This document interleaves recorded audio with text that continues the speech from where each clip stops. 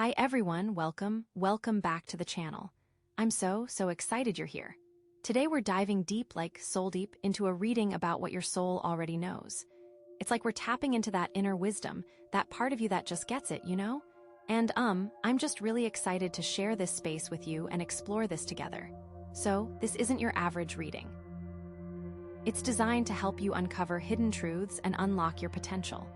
We're gonna be looking at things like, your inner authority, your latent gifts, the limitations you might be placing on yourself, and how to create healthier relationships. It's all about aligning with your soul's purpose, really. And it's timeless, so this reading will resonate whenever you're watching this. For Pile 1, we have the Malachite Angel. This little cutie is all about empowering you to reclaim your inner authority. Pile 2 is the Sodalite Moon, which is just gorgeous, and this one is focused on awakening those latent gifts you might not even know you have. Then, for Pile 3, we've got the Black Obsidian Pyramid, which is about illuminating those self-imposed limitations that are holding you back. And finally, Pile 4 is the Rhodonite Butterfly, and this one is all about harmonizing your relationships and creating compassionate boundaries. So, take a deep breath and just feel which crystal you're most drawn to. There's no pressure at all. Trust your intuition. It's okay if you're drawn to more than one, too. Maybe there are multiple messages for you. Just go with what feels right, you know? Go ahead and make a little wish now, just asking for clarity and guidance as you go through this reading. And remember, I'm so excited to share this with you.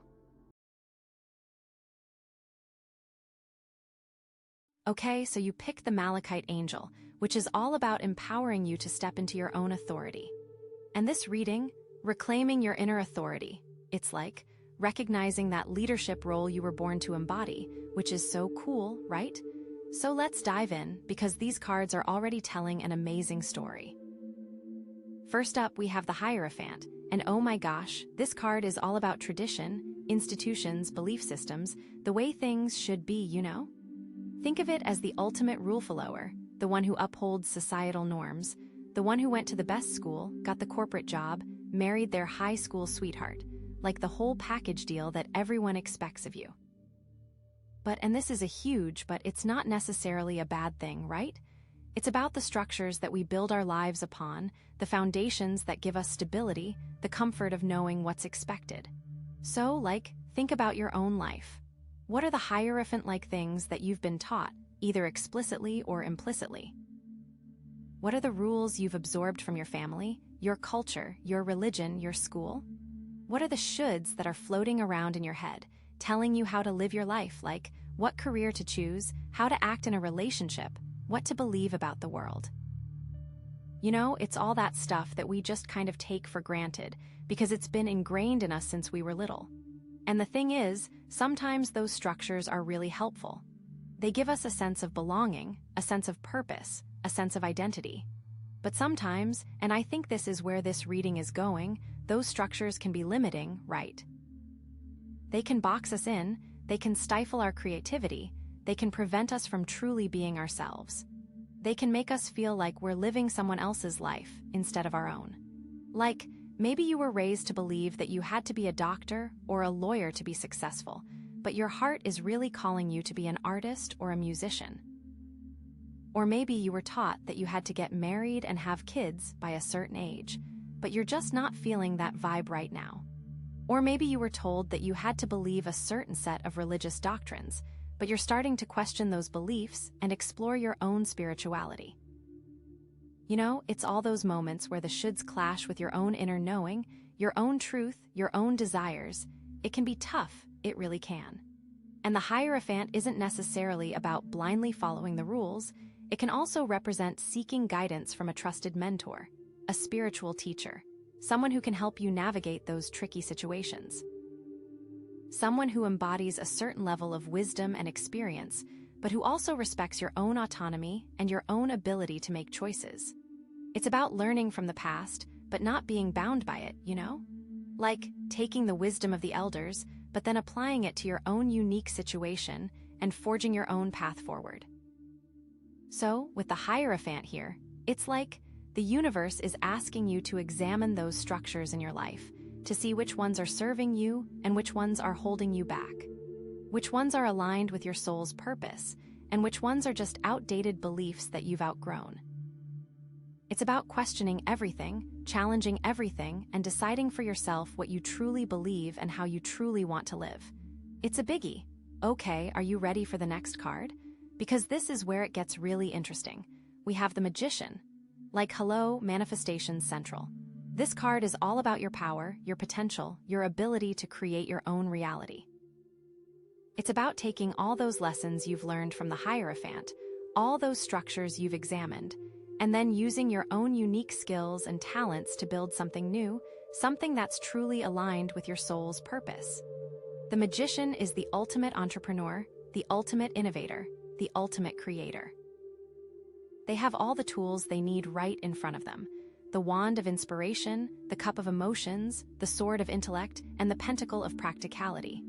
They know how to use these tools to manifest their desires, to bring their ideas into reality, to make their dreams come true. And so do you. Think about all the things you're good at. What are your natural talents?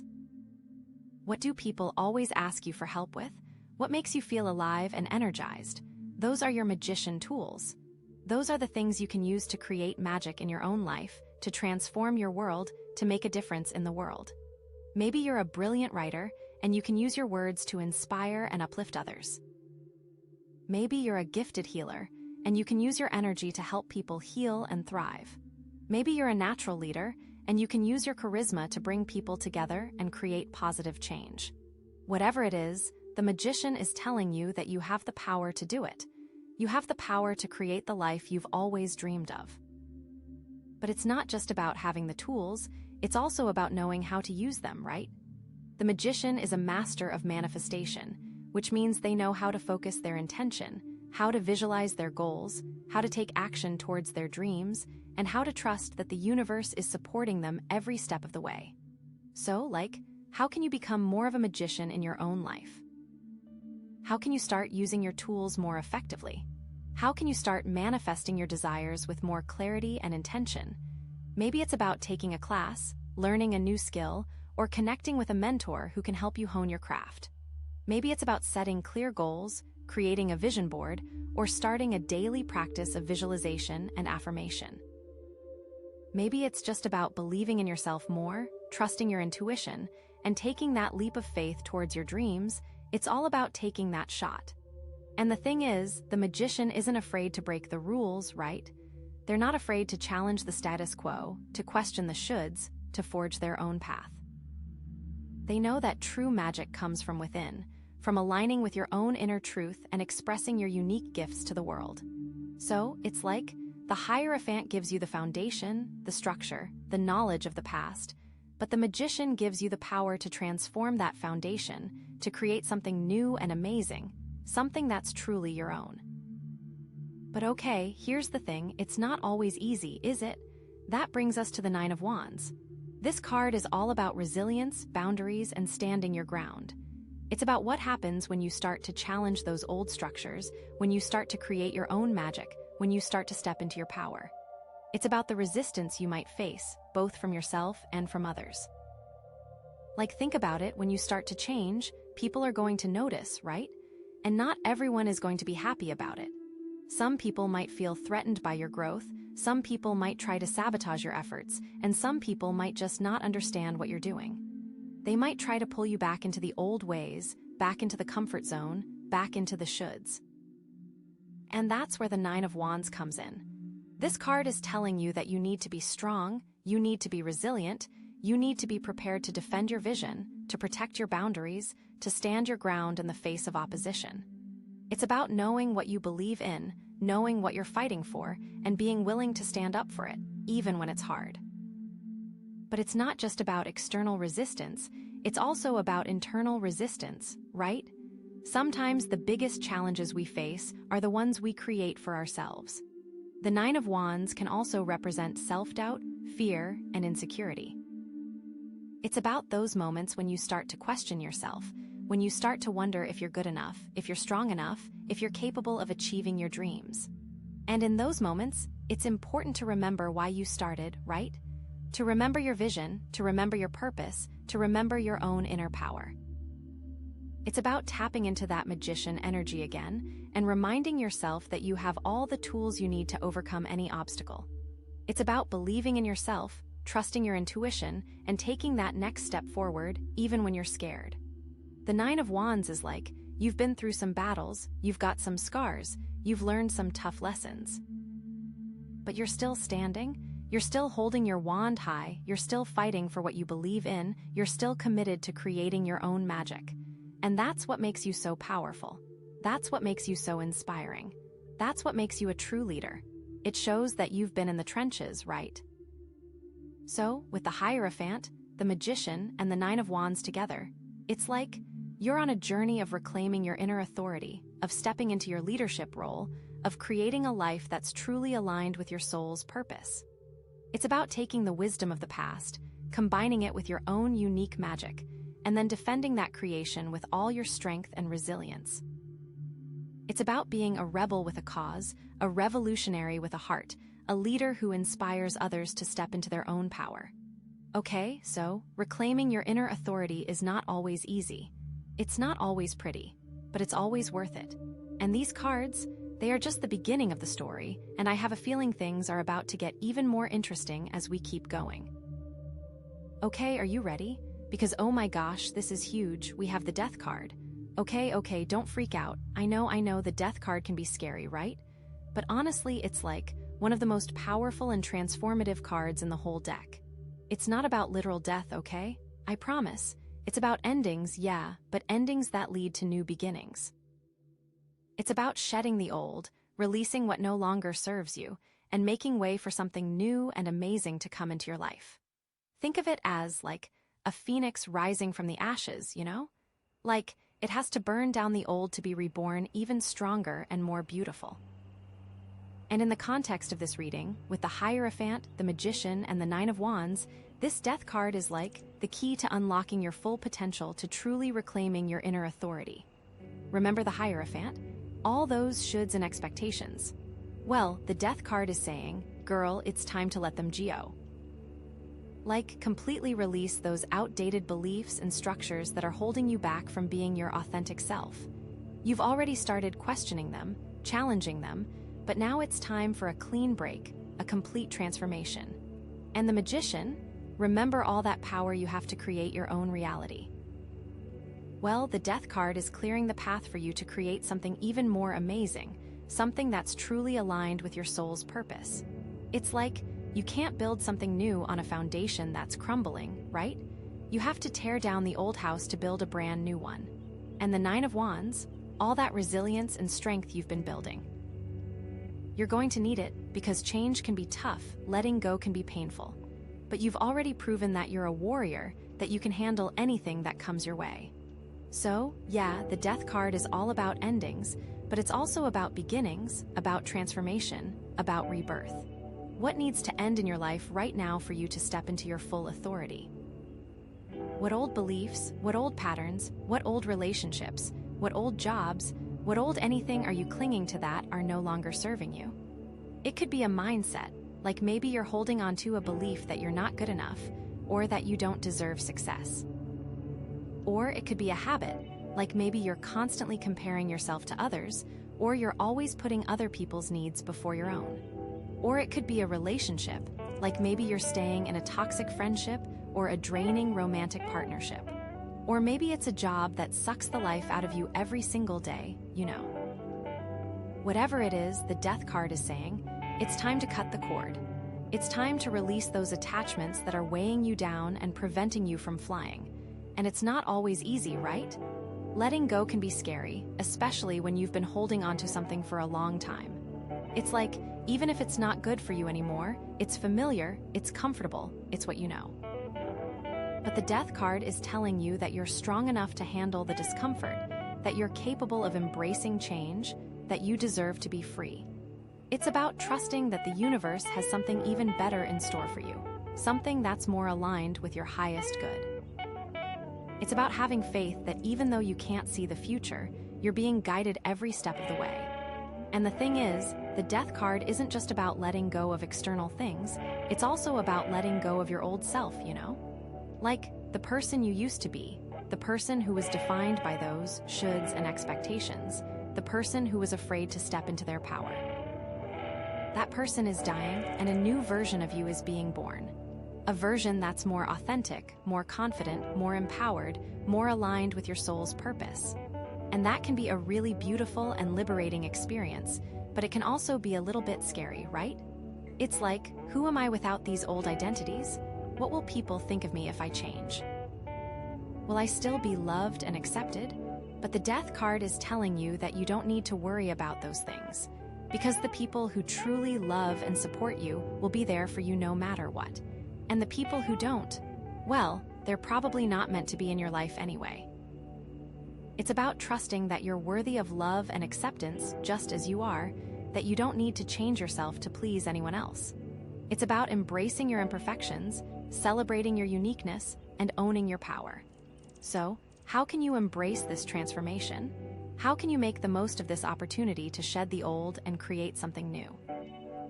Well, one thing you can do is to start journaling, Just write down all the things that you want to release, all the things that are holding you back. And then, physically destroy that piece of paper, burn it, tear it up, flush it down the toilet, whatever feels good to you. It's a symbolic way of saying, I'm done with this. I'm releasing it to the universe. You can also try meditation, Just sit quietly and focus on your breath, and visualize yourself letting go of all those old attachments. Imagine them floating away from you, like balloons being released into the sky. And you can also create some affirmations, Just repeat them to yourself every day to remind yourself of your power and your worth.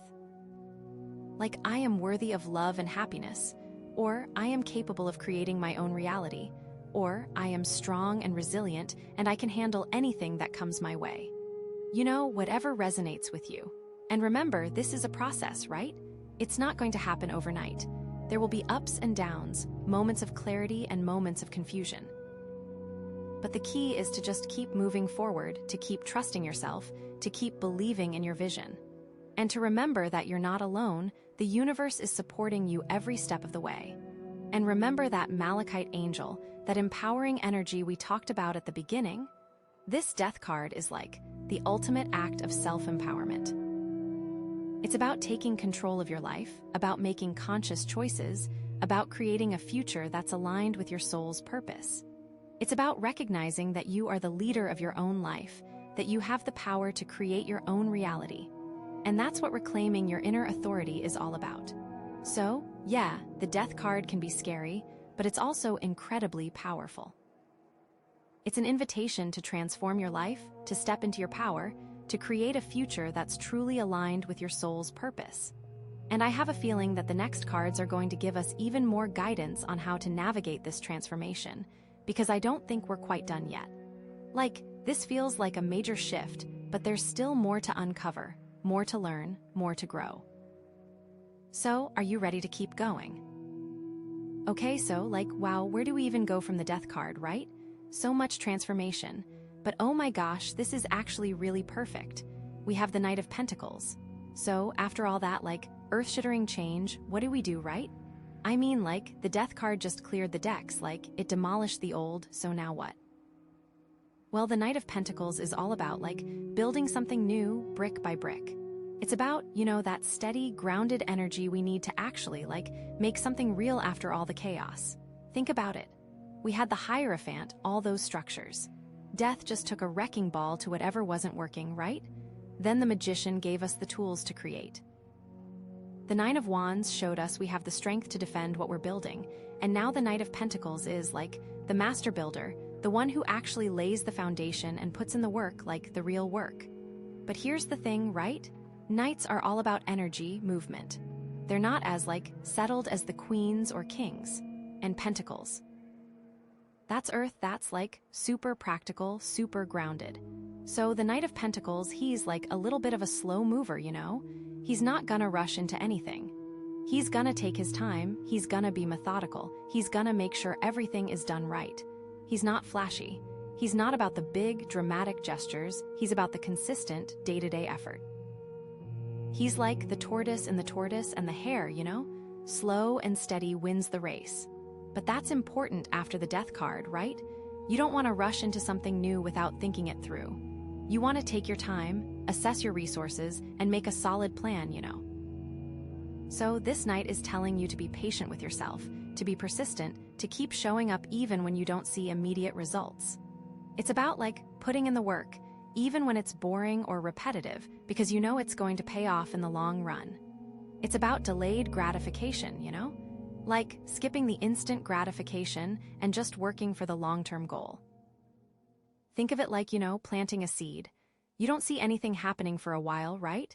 You just have to keep watering it, keep giving it sunlight, keep trusting that it's going to grow. And then, eventually, you start to see a little sprout, and then a little plant, and then, eventually, a beautiful flower or a bountiful harvest. That's the Knight of Pentacles energy. But okay, there's a shadow side to this card too, right? Because everything has a shadow side. The Knight of Pentacles can also be super stubborn, super resistant to change. So focused on the details that he misses the bigger picture, He can get so stuck in his routines that he becomes inflexible and unable to adapt to new situations. He can be afraid of taking risks, afraid of stepping outside of his comfort zone, afraid of trying new things because he's so afraid of failure. So, with this card, you have to ask yourself, are you being too rigid? Are you being too cautious? Are you so focused on the practicalities that you're missing out on opportunities? Are you so afraid of making a mistake that you're not even trying? Because remember, we're talking about reclaiming your inner authority, right? And sometimes that means taking risks. It means stepping outside of your comfort zone. It means challenging the status quo. It means embracing the magician energy and creating something new, even if it's scary. And it means remembering that you've already faced your fears, that you've already been through the death card transformation, that you're stronger and more resilient than you think. So, this Knight of Pentacles, he needs a little bit of that magician fire, a little bit of that Nine of Wands courage, a little bit of that death card willingness to let go. He needs to, loosen up a little bit, trust his intuition, and take a leap of faith even if it's a small one. And how does this connect to the Malachite angel, right? That empowering energy? Well, Malachite is all about transformation, but it's also about grounding that transformation into reality. It's about taking those big, visionary ideas and turning them into something tangible, something that can make a real difference in the world. And that's exactly what the Knight of Pentacles is here to do. He's here to ground your dreams, to make them real, to help you build a life that's both fulfilling and sustainable. But you have to be careful not to get stuck in the mud, right? You have to keep that fire alive, that passion burning, that willingness to take risks. You have to remember why you're doing, what your ultimate goal is, and how you're going to get there. So, what does this look like in your life right now? Where are you being the Knight of Pentacles? Where are you putting in the work, being patient, being persistent? And where are you being too rigid, too cautious, too afraid to take risks? Are you, diligently working on a project that's really important to you, even though it's taking a long time and you're not seeing immediate results? Or are you, stuck in a dead-end job because you're afraid to try something new? Are you, meticulously saving money for a future goal? Or are you, hoarding your resources out of fear and scarcity? Are you, taking care of your health by eating well and exercising consistently? Or are you, so focused on your routine that you're not allowing yourself any joy or spontaneity? Are you, building a strong foundation for your relationships by being reliable and trustworthy? Or are you, so afraid of getting hurt that you're not allowing yourself to be vulnerable? These are the kinds of questions you need to be asking yourself right now. Because the Knight of Pentacles is here to help you build something amazing, but you have to be willing to work with him, to embrace his strengths, and to overcome his weaknesses. Maybe it means, setting a realistic budget and sticking to it, but also allowing yourself to splurge on something that brings you joy. Or maybe it means, committing to a regular exercise routine, but also allowing yourself to skip a workout when you're feeling tired or overwhelmed. Or maybe it means, being reliable and trustworthy in your relationships, but also allowing yourself to be vulnerable and to ask for help when you need it. It's all about balance, right? It's about finding that sweet spot between discipline and freedom, between planning and spontaneity, between caution and risk. And it's about trusting yourself to make the right choices, to listen to your intuition, and to follow your heart. Because ultimately, you are the leader of your own life, and you have the power to create your own reality. So, with the Knight of Pentacles here, it's like the universe is saying, okay, you've cleared the way, you've got the tools, now it's time to get to work. But don't forget to have fun along the way. But, oh my gosh, I am so curious to see what the next card is, because I feel like there's still one piece of the puzzle missing, you know. Like the Knight of Pentacles is important, but is he the final destination? Is there something else we need to consider as we're building this new foundation? Is there a different energy we need to embrace to truly step into our inner authority? I'm so excited to see what's next because this feels like it could go in so many different directions. What will Spirit bring us now? Okay, so like you said, where do we even go from there, right? Knight of Pentacles is like, okay, get to work. But okay, so here we go. The next card, oh my gosh, it's the Two of Wands. So like the Two of Wands, what does that even mean after all of that? I mean, like, we're building this foundation, right? We're being all responsible and Knight of Pentacles-y. But like, the Two of Wands is about choices, about decisions, about power, about looking out at the world and saying, okay, what do I want to create? It's like the Knight is doing, but the Two is like planning and choosing. See, I feel like with the Knight of Pentacles, we're still being a little, I don't know, like in the weeds, right? We're so focused on the day-to-day that we might be losing sight of the bigger vision. So the Two of Wands comes along and says, hey, remember that magician energy? Remember that death card transformation? Remember you're reclaiming your inner authority. Like, it's time to zoom out and see the bigger picture. Think of the Two of Wands as like you standing on top of a castle wall, right? You've got the world in front of you, you've got a globe in your hand, you've got a wand in the other hand. It's like you have all this potential, all these possibilities, but you have to decide where to focus your energy, right? You can't do everything at once. It's about choosing your battles, choosing your direction, choosing what you want to manifest in the world. And wands, remember, that's all about fire, passion, inspiration, action. It's about what lights you up, what drives you forward, what makes you feel alive. So, the Two of Wands is asking you, like, what are you truly passionate about? What do you really want to create in the world? What is the vision that you're willing to fight for? And like, how are you going to use your power to make that vision a reality? But here's the thing, right? Choices can be hard. Like, sometimes it's easier to just stay in your comfort zone, to just keep doing what you've always done, to just let life happen to you, instead of actively creating it, you know. And with the Knight of Pentacles energy, it's easy to get stuck in that routine, to just keep plugging away without really thinking about where you're going. So, the Two of Wands is kind of a wake-up call. It's like, hey, don't forget you have choices. Don't forget you have power. Don't forget you're in charge of your own destiny. This card can also represent partnerships, right? Like you might be at a crossroads where you need to decide who you want to collaborate with, who you want to bring into your vision, who you want to share your power with. And that can be tricky too, because you have to find people who are aligned with your values, who share your vision, who you can trust to support you on your journey, you know. You don't want to just partner with anyone, you want to find people who are going to lift you up, not drag you down.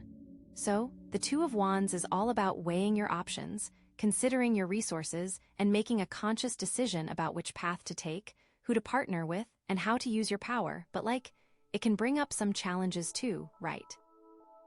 Sometimes you can get stuck in analysis paralysis, where you're so busy weighing the pros and cons that you never actually make a decision, you know? You can get so overwhelmed by all the possibilities that you just freeze up and do nothing. And sometimes you can make the wrong choice, right? You can choose a path that doesn't lead where you want to go, or you can partner with someone who turns out to be a bad influence. But the thing is, that's okay. Like, mistakes are part of the process.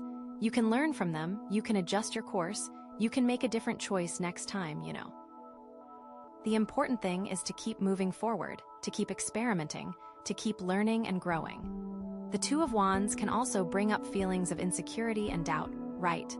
Like, you might start to question your abilities, your worth, your potential, you know?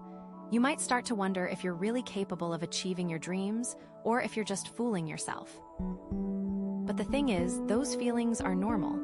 Everyone experiences them at some point, especially when they're stepping outside of their comfort zone and taking risks, you know? The key is to not let those feelings paralyze you, to acknowledge them, to feel them, and then to move past them. You have to remember all the work you've done, all the challenges you've overcome, all the strength you've cultivated. Remember that 9 of Wands energy, that resilience? You've got this.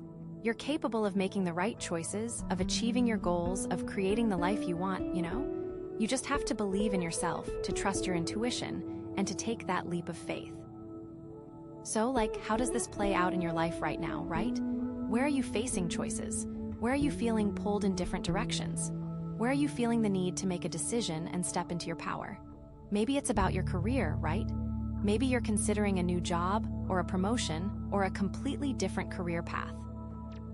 And you're weighing the pros and cons, you're trying to figure out what's the best move for you, you know? Or maybe it's about your relationships, right? Maybe you're trying to decide whether to commit to a relationship, or to end one that's not working, or to open yourself up to new connections, you know. Or maybe it's about your creative projects, right? Maybe you're trying to decide which project to focus on, which direction to take your art, how to share your gifts with the world, you know? Whatever it is, the 2 of Wands is telling you to take a step back, to assess your options, and to make a conscious decision about where you want to go and how you want to get there.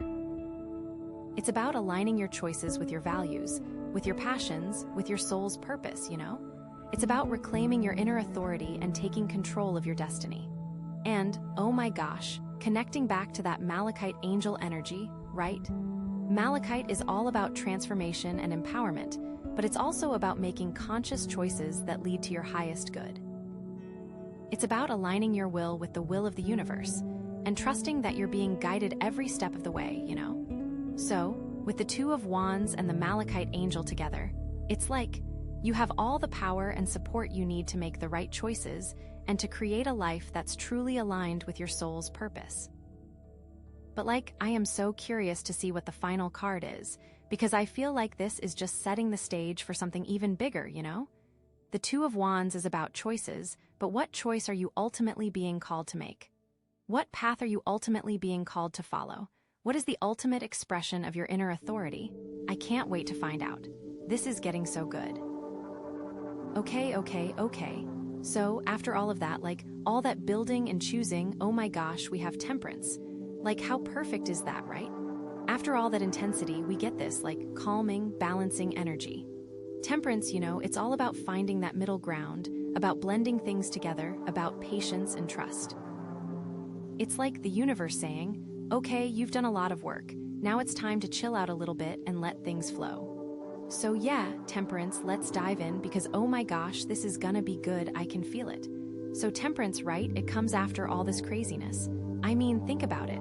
We had the Hierophant with all the rules, then death just blows it all up, right? Then the Magician comes in with all this creative power, and the 9 of Wands is holding it all together. The Knight of Pentacles is building, and the 2 of Wands is all about choices, right? So now, temperance is okay, how do we make all of this work together? How do we blend the old with the new? How do we balance our desires with our responsibilities? It's about finding that sweet spot where everything just clicks, you know? It's not about being perfect, it's about being harmonious. Temperance, you know, it's often shown as an angel, right? Pouring water between 2 cups. It's like mixing and matching, finding the right combination. It's about alchemy, literally, taking different elements and creating something new and amazing. So, what does that mean for you, right? Well, it could mean a lot of things. Maybe it means finding a balance between your work and your personal life. Maybe it means blending your old beliefs with your new ones. Maybe it means finding a compromise in a relationship. Maybe it means learning to be patient with yourself and trusting that everything is unfolding as it should.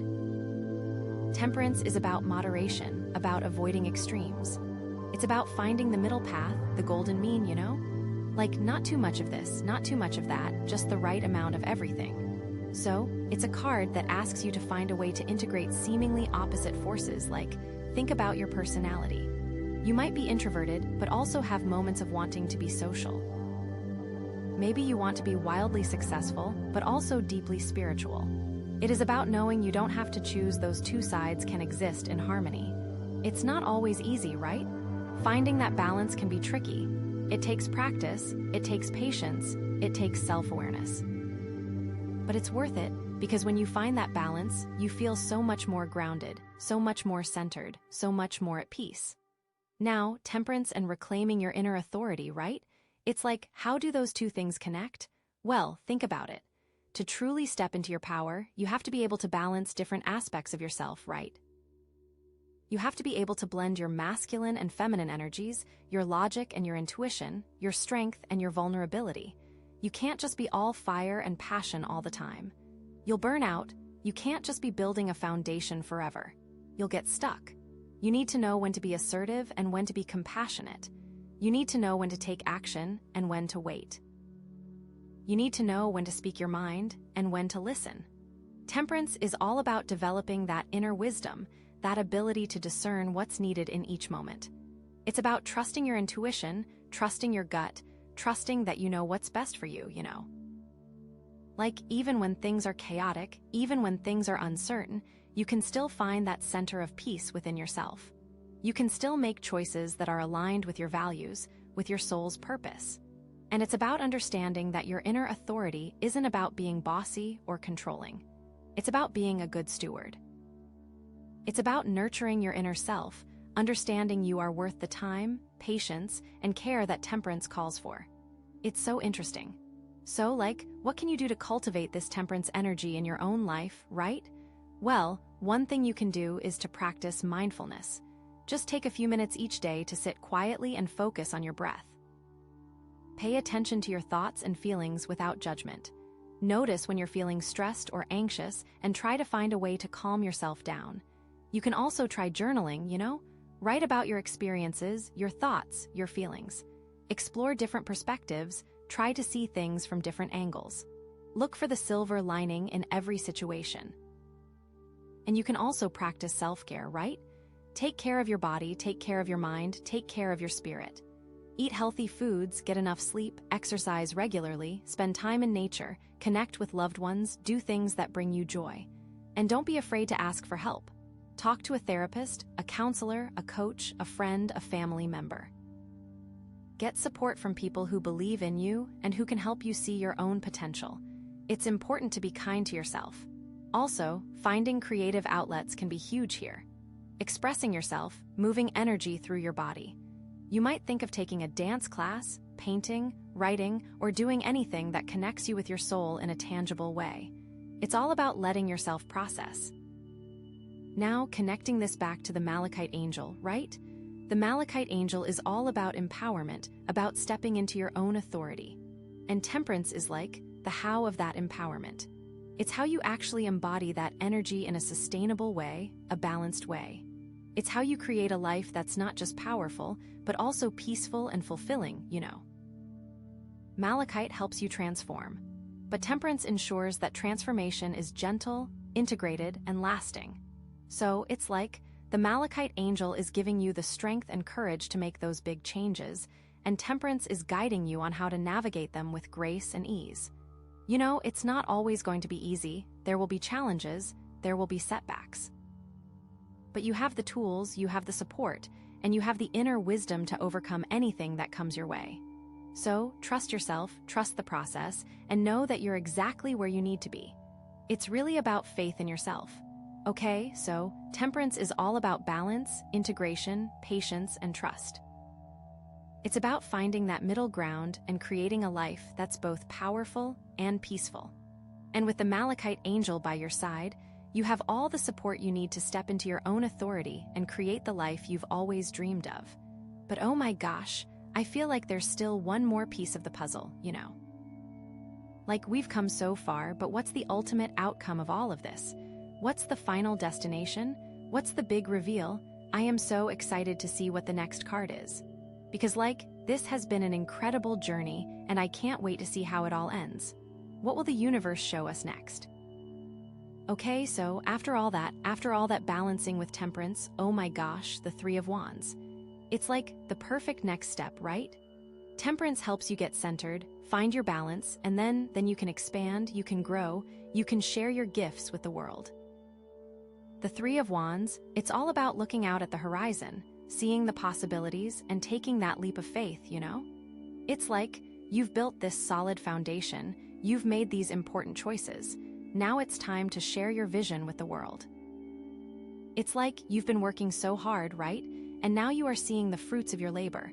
Like you are finally ready to expand beyond what's comfortable and you're ready to take some risks, like real risks. So, let's break it down, right? Because this card, it really brings everything together from the reading. So, think about the Hierophant, right? All those structures, those beliefs you were raised with. Well, you've questioned them, you've challenged them, and you've decided what you truly believe. You've taken that wisdom and made it your own, so now you can share it with the world in your own unique way. The Three of Wands is like taking your authentic self and stepping out with it and just saying, "This is who I am." And then, death. That major transformation, that shedding of the old, it cleared the way for this new beginning, this new chapter in your life. You've let go of what no longer serves you, and now you're ready to embrace something new and amazing. Death prepared the ground for what's coming. It's like the Death card was a rebirth, and now you're finally stepping into that new you. And the Magician, right? All that creative power, that ability to manifest your desires. Well, you're using those tools to create something amazing, something that's aligned with your soul's purpose. The Magician is like, you're creating this vision and now you're ready to share it with the world. It's not enough for you to have it, you need to be able to show people. The Nine of Wands, that resilience, that strength to stand your ground, you're going to need it because not everyone is going to understand your vision, not everyone is going to support you. But you've got the strength to keep going, to keep fighting for what you believe in. Nine of Wands is like, you've got the guts to put yourself out there. You're not afraid of what could come back to you, you're ready for it. And that Knight of Pentacles energy, that grounded, practical approach, you're using it to build a solid foundation for your vision, to make sure it's sustainable and long-lasting. It's that slow and steady persistence that's going to get you there. The Knight is like, you're committed, right? You're in it for the long haul. Then we get to the Two of Wands. All those choices you've made, all those decisions you've weighed, they've led you to this moment, this place of clarity and confidence. You know what you want, and you're ready to go after it. The Two of Wands is like, you know that you have options, you have choices, and they are all available to you right now. It's like saying, okay, I see what's in front of me, and being able to make your decision. And Temperance. That balance, that integration of different aspects of yourself. It's allowing you to share your vision from a place of wholeness and authenticity. You're not just putting on a show, you're being real, you're being true to yourself, you're being you. Temperance ensures that you're not acting out of desperation, not acting out of ego. You're acting out of integrity because you're balanced. So, the Three of Wands, it's like, all of these cards have been leading up to this moment. It's about taking all of those lessons and all of that power, all that you've learned, and stepping out into the world with confidence and purpose. It's about trusting your vision, trusting your intuition, and trusting that you're on the right path. It's about believing in yourself, knowing that you have something valuable to offer the world, and being willing to share it, you know? So, like, what does this look like in your life right now? Where are you being called to expand? Where are you being called to share your vision? Maybe it's about your career, right? Maybe you're ready to start your own business, or to take on a leadership role, or to share your expertise with others. Maybe you're ready to write that book, to start that podcast, to finally be that person you want to be. It's time to launch it out and be seen. Or maybe it's about your creative projects, right? Maybe you're ready to share your art with the world, to exhibit your work, or to perform on stage, or to put your creations out there for the people to see. Or maybe it's about your relationships, right? Maybe you're ready to open yourself up to new connections, to share your heart with someone special, or to create a community of like-minded people. Whatever it is, the Three of Wands is telling you that you're ready to take that leap of faith, to step outside of your comfort zone, and to share your gifts with the world, be it your creations, your emotions, your words. The key is to be clear about your vision, to know what you want to create, and to be willing to put in the work to make it happen. It's also about being open to new opportunities, being willing to take risks, and trusting that the universe is supporting you every step of the way. It's really about being visible. And it's also about being patient, right? The Three of Wands isn't about instant success. It's about planting seeds, nurturing them, and watching them grow over time. It's about building something that lasts, something that has a real impact on the world. And this is where temperance is helpful, To have patience, to have faith that what you're doing is right. You have to trust that you're on the right path and that things will unfold as they should, Don't let the fear of failure hold you back. Don't let the opinions of others discourage you. Just keep moving forward, keep believing in yourself, and keep sharing your gifts with the world. So with the Three of Wands, the universe is saying, okay, you've done the inner work, now it's time to share your gifts with the world. It's time to step into your leadership role and to inspire others to do the same. Now, connecting it all back to that Malachite angel energy, right? Malachite is all about empowerment, about stepping into your own authority. And the Three of Wands is the ultimate expression of that empowerment. It's about taking your vision, your passion, your inner authority, and sharing it with the world and making a difference, Malachite helps you transform, temperance helps you balance, and Three of Wands helps you share. You're not just transforming for yourself. You're transforming to create something that will touch others. It's that beautiful. It is like Malachite is empowering you to step into your full potential, to share your gifts with the world, and to create a life that's truly aligned with your soul's purpose. Malachite is reminding you of your strength, of your courage, of your inner wisdom. And it's also reminding you that you're not alone. The universe is supporting you every step of the way. You have all the tools you need, you have all the support you need, and you have all the power you need to create the life you've always dreamed of, You just have to believe in yourself, trust your intuition, and take that leap of faith, You have everything you need to succeed, and it has been inside of you all along. It is about trusting yourself enough to know it and to act. You can do it. It's all about trusting that you are ready. You've done the work. You've gone through the transformations and have come out on the other side ready. So, yeah, the Three of Wands is all about expansion, about sharing your vision with the world, about stepping into your leadership role, and about creating a life that's truly aligned with your soul's purpose. And with the Malachite angel by your side, you have all the support you need to make it happen. So go out there, be bold, be brave, be yourself, and share your gifts with the world. The world needs you. You have so much to offer. Okay, so, wow. With this Sodalite moon and the theme of unveiling latent gifts, it feels like we're about to uncover some seriously exciting things about what you're capable of. Get ready for a major awakening because these cards, they're not messing around. All right, so the first card we have here is the Magician, and oh my gosh, this is such a powerful card. This isn't just any card.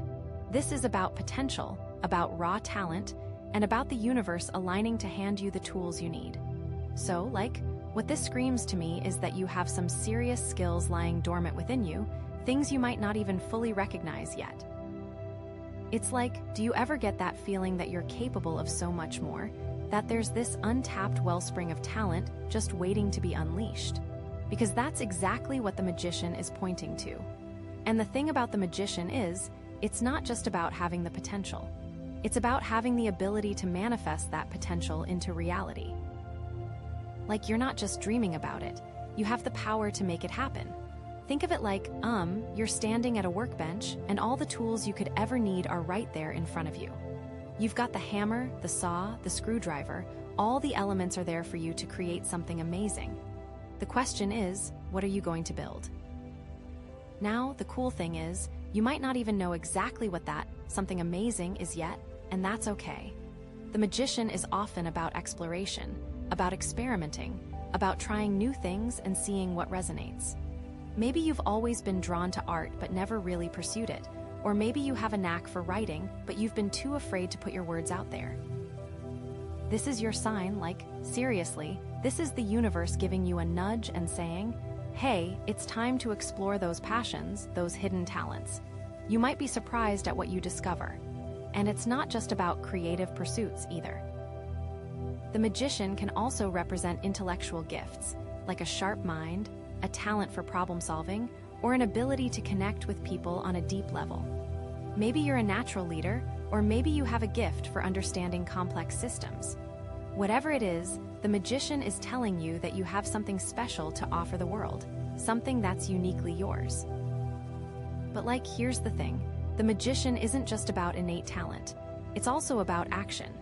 It's about taking that first step, about putting yourself out there, about being willing to experiment and maybe even fail a few times along the way. Because that's how we learn, right? That's how we grow. And the magician knows that. The magician isn't afraid to get their hands dirty, to try new things, to push the boundaries of what's possible.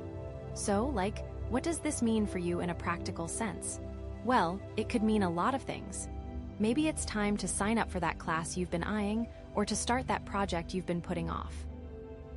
Maybe it's time to reach out to someone you admire and ask for their advice, or to start networking and connecting with other people who share your passions. Whatever it is, the key is to take action, to start exploring those hidden talents and see where they lead you. And don't be afraid to step outside your comfort zone. The magician is all about embracing the unknown, about taking risks, about believing in yourself even when things get tough. Because let's be real, it's not always going to be easy. There will be challenges, there will be setbacks, there will be times when you doubt yourself and your abilities. But the magician is here to remind you that you have everything you need within you to overcome those obstacles and to achieve your goals. Seriously, you are so much more powerful than you realize. You have a unique combination of skills, talents, and experiences that no one else in the world possesses. And it's time to start owning that power, to start using it to create the life you've always dreamed of. Okay, so that's the magician, and that's already so exciting, but it doesn't stop there. Because next, we have the emperor, and oh my goodness, this is where things get really interesting. The emperor is all about structure, discipline, and taking control of your destiny. So while the magician is about raw potential, the emperor is about channeling that potential into something tangible, something real. Think of it okay, you've got all these amazing ingredients, the magician gave you all these amazing tools, but now you need a recipe to follow, a plan to execute. That's where the emperor comes in. The emperor is the master strategist, the one who knows how to organize, to plan, and to execute with precision. And the thing about the emperor is, he's not afraid to take charge. He's a natural leader, someone who inspires confidence and respect in others. But he's not a dictator either.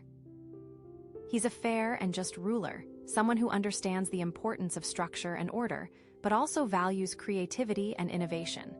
So, what does this mean for you in relation to the magician? Well, it means that it's not enough to just have talent. You need to channel that talent effectively. You need to create a plan, set goals, and then take consistent action to achieve those goals. Maybe you've been dabbling in a few different things, exploring your interests and seeing what resonates. That's great, but now it's time to get serious, to focus your energy on the things that truly matter to you, the things that align with your values and your passions. The emperor is asking you to get organized, to prioritize, and to create a system that will support you in achieving your goals. And it's not just about your external goals, either. The emperor is also about internal discipline, about cultivating the habits and routines that will help you stay focused, motivated, and on track. This could mean setting aside time each day for meditation, exercise, or journaling. It could mean creating a structured work environment that minimizes distractions and maximizes productivity. Whatever it is, the key is to create a system that works for you, a system that supports your growth and helps you stay true to your vision. But here's the thing. The emperor isn't about rigidity or control for the sake of control. It's about creating a framework that allows you to thrive, a structure that supports your creativity and allows you to express your full potential. It's about finding the balance between discipline and freedom, between order and chaos. And that's not always easy. It takes self-awareness, it takes experimentation, and it takes a willingness to adapt and adjust your plans as needed. But the emperor is here to guide you, to help you find that balance, to help you create a life that is both structured and fulfilling. So, think about it. What areas of your life could benefit from more structure and discipline? Where are you feeling scattered, disorganized, or out of control? And what steps can you take to bring more order and clarity to those areas? Maybe it's time to create a budget, to organize your workspace, or to set some clear boundaries in your relationships. Maybe it's time to establish a consistent sleep schedule, to start eating healthier, or to prioritize your physical and mental well-being. Whatever it is, the Emperor is urging you to take control of your life and to create a foundation of structure and stability that will support you in achieving your dreams. Okay, so we've got the Magician with all this raw talent, and the Emperor bringing the structure. And now, to top it all off, we have the King of Wands. Oh my gosh, this is like the ultimate power card, you know. This is about leadership, vision, and inspiring others to follow your lead. So basically, you're not just good at what you do, you're meant to be a leader in your field. The King of Wands isn't just about personal success. It's about making a difference in the world, about using your talents and your vision to inspire others and to create positive change. It's about stepping into your power and becoming a beacon of light for those around you. Think of it, you've got the spark from the Magician, the plan from the Emperor, and now you're igniting everyone else's passions. You are motivating others to get on board with your vision. So, this reading is basically telling you that you have the potential to do great things, that you have the power to make a real difference in the world. But it's not just about having the potential. It's about taking action, about stepping into your power, and about inspiring others to join you on your journey. Seriously, what's holding you back? Okay, so, wow, okay, here we go. The next card we have is the Eight of Swords. Oh, okay. So, don't freak out, okay? Don't freak out, but this card can feel a little, intense, you know? When you first see it, it's oh no, what's going on? You see this person blindfolded and tied up, and it looks like they're totally trapped, right? But here's the thing about the Eight of Swords. It's almost always about perception. It's about feeling trapped, feeling limited, but not actually being trapped, you know? It's the bars of the cage are, invisible, you know? They're not really there. So, okay, so how does this fit in with everything else we've been talking about? With the Magician, the Emperor, and the King of Wands. Well, it's you have all this potential, right? You have the ability to create, to lead, to inspire. You've got all these amazing, gifts and talents, but somewhere along the way, you've started to believe that you can't do something, or that you're not good enough, or that something is holding you back, you know? And that's the Eight of Swords. That's that feeling of being stuck, of being limited by your own thoughts and beliefs. It's you've built this prison in your mind, and you're the only one holding the key, you know? It's all self-imposed. And the thing is, this can happen to anyone, right? Especially when you're on the verge of a major breakthrough, or when you're about to step into a new level of power and responsibility, like we see with this King of Wands energy. It's your ego gets scared, you know? It's oh no, if I step into my power, what will people think? What if I fail? What if I'm not good enough? And so it creates these stories, these limiting beliefs that keep you stuck in your comfort zone. And that comfort zone becomes really, really small. So, where is this feeling of being trapped coming from? Well, it could be a lot of things, right?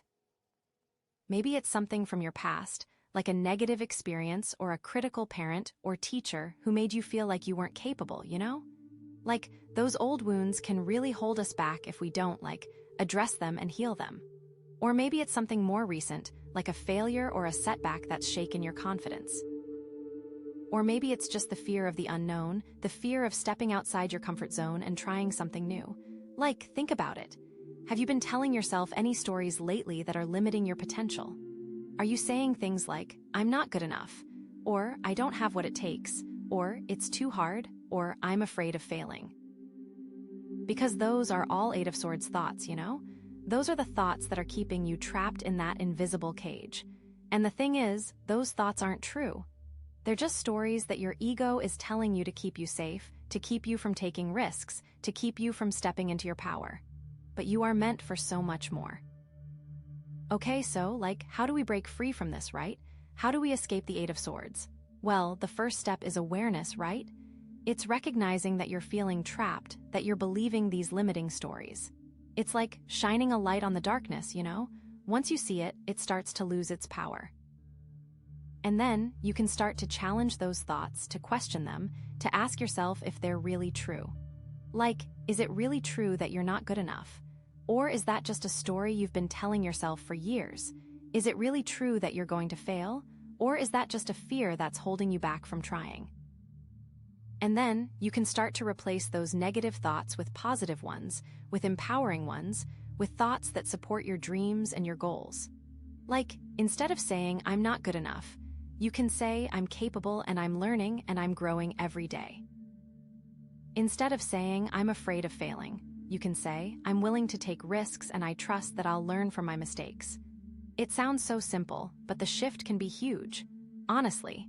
And like the Sodalite moon that we pulled, it's all about awakening, right? So this is like the perfect time to really see through the illusion of the Eight of Swords. To realize that you're not actually trapped, that you have the power to break free from those limiting beliefs and step into your full potential. Because, like, you do have the power. The Magician gave you the tools, the Emperor gave you the structure, and the King of Wands gave you the vision and the leadership. All you have to do is believe in yourself and take action. So, like, what can you do right now to start breaking free from the Eight of Swords? Well, maybe it's time to identify one limiting belief that's been holding you back and challenge it. Maybe it's time to forgive yourself for a past mistake and move on. Maybe it's time to take a small step outside your comfort zone and try something new. Like, seriously, just one small step. It could be anything, like signing up for a class, reaching out to someone you admire, or simply saying no to something that doesn't align with your values. And like, remember that you're not alone in this, okay? Everyone feels trapped sometimes. Everyone has limiting beliefs that hold them back. But the key is to not let those beliefs define you, to not let them control your life. To keep challenging them, to keep growing, and to keep stepping into your power. And you have so much support, you know? You have the universe on your side, you have your intuition guiding you, and you have me cheering you on every step of the way. You know what else could help? Remember that Sodalite moon we talked about at the beginning. Maybe try meditating with it, holding it in your hands and visualizing yourself breaking free from those chains, stepping into your power, and shining your light brightly for the world to see. Like, really feel that feeling of freedom, that feeling of empowerment, that feeling of limitless potential. Because that's who you really are, you know? That's the truth of who you are, deep down inside. And it's time to start living that truth. So that's the Eight of Swords. It can feel a little scary, but it's also a huge opportunity for growth and transformation. It's a chance to break free from your limiting beliefs and step into your full potential. And like, I'm so excited to see what you do with this, you know? I know you're going to rock it. Okay, so are you ready for the next card? Because, like, I have a feeling it's going to be amazing. Let's see what the universe has in store for us next, okay? Okay, oh my gosh, are you ready for this? Because the next card is the Queen of Wands, and like, oh my gosh, this is, like, so good. Okay, so, like, we just had the King of Wands, right? And now we've got the Queen. So, like, think of it as, like, the King is, like, the outward expression of that wand's energy, like, leading and inspiring on a big scale, right? But the Queen, she's, like, the embodiment of that fire within you, that passion, that confidence, you know? Like, she's got that same fiery energy as the King, but she expresses it in a more, like, personal and authentic way. She's not trying to, like, lead armies or build empires. She's just, like, fully owning who she is and shining her light, you know? So, like, where the King of Wands is out there making things happen, the Queen is, like, embodying that energy from the inside out. She's confident, creative, and totally unapologetic about who she is. Think of her as, like, that friend who just radiates warmth and positivity, you know? Like, she's the one who walks into a room and everyone's just, like, drawn to her because she's just so authentic and real. She's not trying to be anyone else. She's just being herself, and that's what makes her so magnetic, you know? And, like, the thing about the Queen of Wands is she's not afraid to be herself, even if that means being a little bit different or unconventional. She embraces her individuality, and she encourages others to do the same. She's all about self-expression, about creativity, and about living life to the fullest, you know? Like, she's the one who's always up for an adventure, who's always trying new things, who's always pushing the boundaries of what's possible. So how does this connect with, like, the Eight of Swords, right? Because that's where we were, like, feeling stuck and limited by our own beliefs. Well, the Queen of Wands is, like, the antidote to that, you know? She's the one who says, no, I'm not going to let my fears hold me back. I'm not going to let other people's opinions define me. I'm going to be myself, and I'm going to shine my light no matter what, you know? Like, she sees those swords, those limiting beliefs, and she just, like, swats them away with her wand, you know? She's like, nah, I'm not buying into that story. I'm creating my own story, and it's going to be amazing, you know? She helps you break free from those self-imposed limitations and step into your true power. She's like, oh, you think you're trapped? Honey, please, watch me. And, like, the thing is, the Queen of Wands isn't just about confidence for the sake of confidence. It's about having a deep sense of self-love and self-acceptance, you know? Like, she knows she's not perfect, but she loves herself anyway. She embraces her flaws and her imperfections, and she knows that those are the things that make her unique and special. So, like, when you're connected to that Queen of Wands energy, you're not trying to be someone you're not. You're not trying to fit into someone else's mold. You're just being yourself, authentically and unapologetically. And that's when you really start to shine, you know? That's when you start to attract the right people and the right opportunities into your life. Okay, so what does this mean for, like, unveiling your latent gifts, right? Because that's what this whole reading is about. Well, the Queen of Wands is all about embracing your creativity and your passions, you know? Like, she's the one who encourages you to explore your interests, to try new things, and to express yourself in whatever way feels most authentic to you. Maybe you've always wanted to be a writer, or a painter, or a musician, but you've been too afraid to pursue it, you know? Maybe you've been worried about what other people will think, or maybe you've just been doubting your own abilities. Well, the Queen of Wands is here to tell you to go for it, to embrace your creativity and to share your gifts with the world, you know. Like, she knows that you have something special to offer, something unique and valuable, and she wants you to share it with the world. She's like, don't hide your light under a bushel. Let it shine. You know, and she's not just talking about artistic talents either. The Queen of Wands can also represent other gifts, like leadership skills, communication skills, or even just a natural ability to connect with people. Maybe you're a natural leader, but you've been afraid to step into that role, you know? Maybe you've been worried about taking on too much responsibility, or maybe you've just been doubting your own abilities. Well, the Queen of Wands is here to tell you that you have what it takes, that you have the strength, the courage, and the vision to lead others and to make a real difference in the world. Or maybe you have a gift for communication, for connecting with people on a deep level, you know? Maybe you're a great listener, or maybe you have a way of making people feel seen and heard. Well, the Queen of Wands is here to tell you to use that gift to help others, to create meaningful connections, to build strong relationships, and to make the world a more compassionate place. And, like, the thing is, the Queen of Wands isn't just about having these gifts. It's about using them in a way that is authentic and aligned with your values. It's about being true to yourself, about following your heart, and about living a life that is meaningful and fulfilling, you know? Like, she's not about putting on a show. She's about genuinely living her best life and inspiring others to do the same. Okay, so how do you embody this Queen of Wands energy in your own life, right? Well, the first step is to, like, really connect with your passions and your interests, you know? What are the things that make you feel alive? What are the things that you're truly excited about? And how can you incorporate more of those things into your daily life? Maybe it's time to sign up for that dance class you've been eyeing, or to start that blog you've been putting off, or to finally take that trip you've been dreaming about, you know? Whatever it is, the key is to prioritize your passions and to make time for the things that bring you joy. The more you feed your soul, the more that Queen of Wands energy will start to flow, you know. And, like, another important thing is to, like, really embrace your individuality and to stop trying to be someone you're not, you know? Like, what makes you unique? What makes you different? And how can you celebrate those qualities?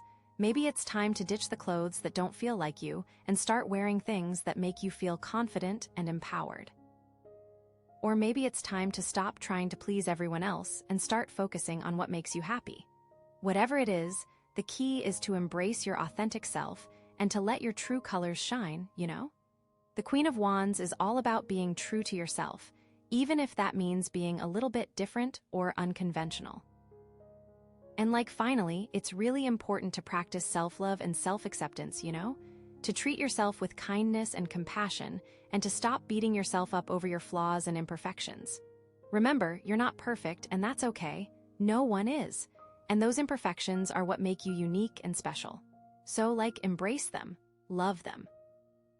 And know that you are worthy of love and acceptance, just as you are right now in this moment. The more you love and accept yourself, the more that Queen of Wands energy will start to radiate from within you, It's all connected. And remember that Sodalite moon we talked about at the beginning? It's all about awakening, right? So this Queen of Wands is another step in that awakening process. It's about awakening to your own inner power, to your own creativity, and to your own potential. It's about realizing that you have everything you need within you to create a life that is meaningful, fulfilling, and aligned with your soul's purpose, It's about igniting that fire within and letting it burn brightly for the world to see. Okay, so, that's the Queen of Wands. She's fierce, she's fun, and she's totally you, It's time to ditch the limitations and step into your power. I'm seriously so excited for you. So, are you ready for the last card? Because I have a feeling it's going to, tie everything together in the most amazing way. What could it be? Okay, so, are you ready? Because, oh my gosh, the next card we have is the Eight of Pentacles, and this is so cool. Okay, so, after all that, fiery energy of the wands, we're now getting into, the more grounded energy of pentacles, So, think of it as we've got all this passion and potential, but now it's time to, really put in the work, to really hone your skills and master your craft. So, the Eight of Pentacles, it's all about, dedication, diligence, and, really focusing on perfecting something, It's that image of, the artisan who's, sitting at their workbench, just, meticulously crafting each and every piece, They're not rushing, they're not cutting corners, they're just, totally committed to creating something of beauty and value. And, the thing about the Eight of Pentacles is, it's not just about the end result, It's also about the process. It's about finding joy and fulfillment in the act of learning and growing and becoming really, really good at something, It's about that feeling of, yes, I'm finally getting this. I'm finally mastering this skill. That feeling of accomplishment and pride. So, how does this connect to everything else we've been talking about, right? With the Magician and the Emperor and the King and Queen of Wands, and especially with the Eight of Swords, where you were feeling so, stuck and limited, Well, it's the Eight of Pentacles is, the way out of that, It's if you're feeling trapped by your own limiting beliefs, the best thing you can do is to, focus on something that you're passionate about and just start putting in the work, Start small, start simple, but just keep practicing, keep learning, and keep growing. Because, the more you focus on developing your skills, the more confident you'll become, The more you'll start to believe in yourself and your abilities. And the more those limiting beliefs will just start to fade away, They'll just lose their power over you. And remember that Queen of Wands energy, right? That fiery passion and that self-belief? Well, the Eight of Pentacles is how you actually, fuel that fire, It's how you take that passion and turn it into something tangible, something real. It's how you, build a solid foundation for your dreams and your goals. You've got that initial spark, that initial flame, And you think, oh my gosh, this is amazing. I'm so excited. But the excitement can only take you so far without a plan. So, maybe you have this amazing idea for a business, or this incredible talent for art, or this deep desire to help others, But if you don't actually put in the work to develop those ideas, or those talents, or those skills, then they're just going to stay as, ideas and desires, They're never going to become anything real.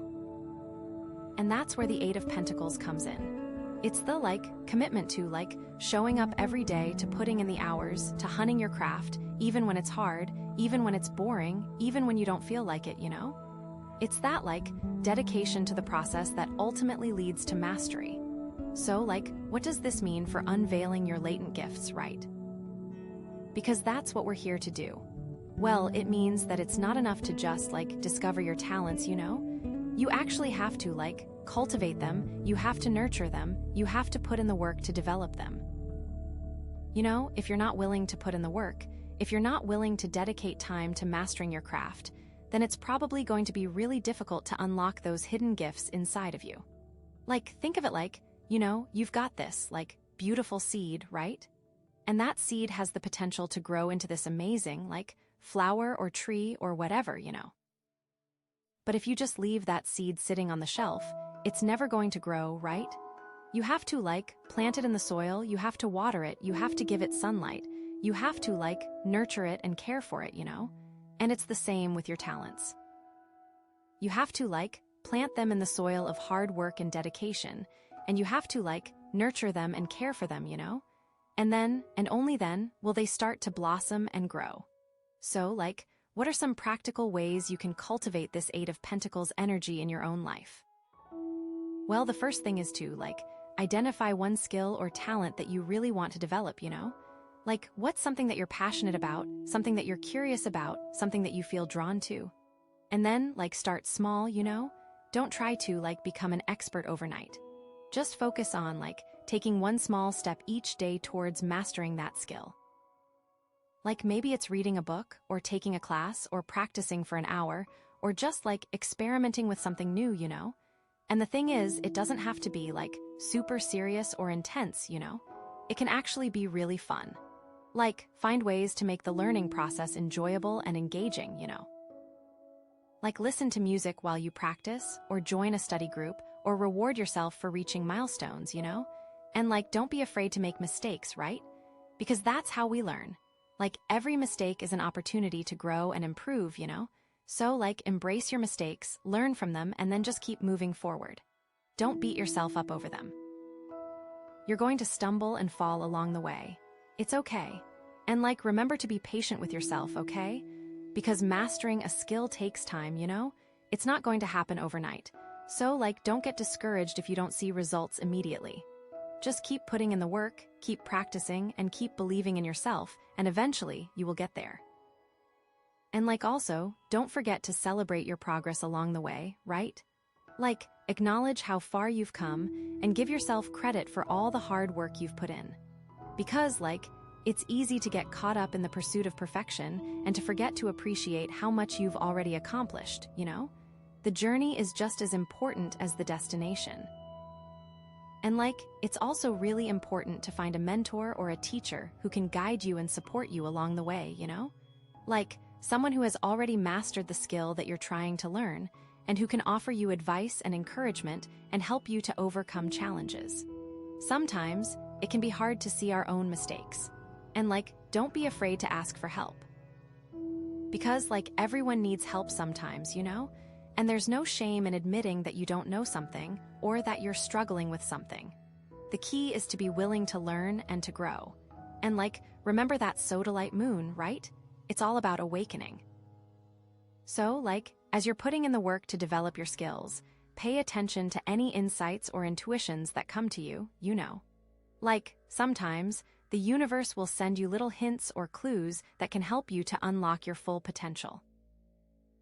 You might get a sudden flash of inspiration, or you might stumble upon a new technique or a new resource that can help you to improve, It's important to stay open and receptive to those messages. And, don't forget to take breaks. Because, it's easy to get burned out if you're just constantly working and practicing and pushing yourself too hard, So, make sure you're also taking time to rest and relax and recharge your batteries. Take a walk in nature, or listen to music, or spend time with loved ones, or do something that you enjoy, And also, don't forget to maintain a balance in your life, right?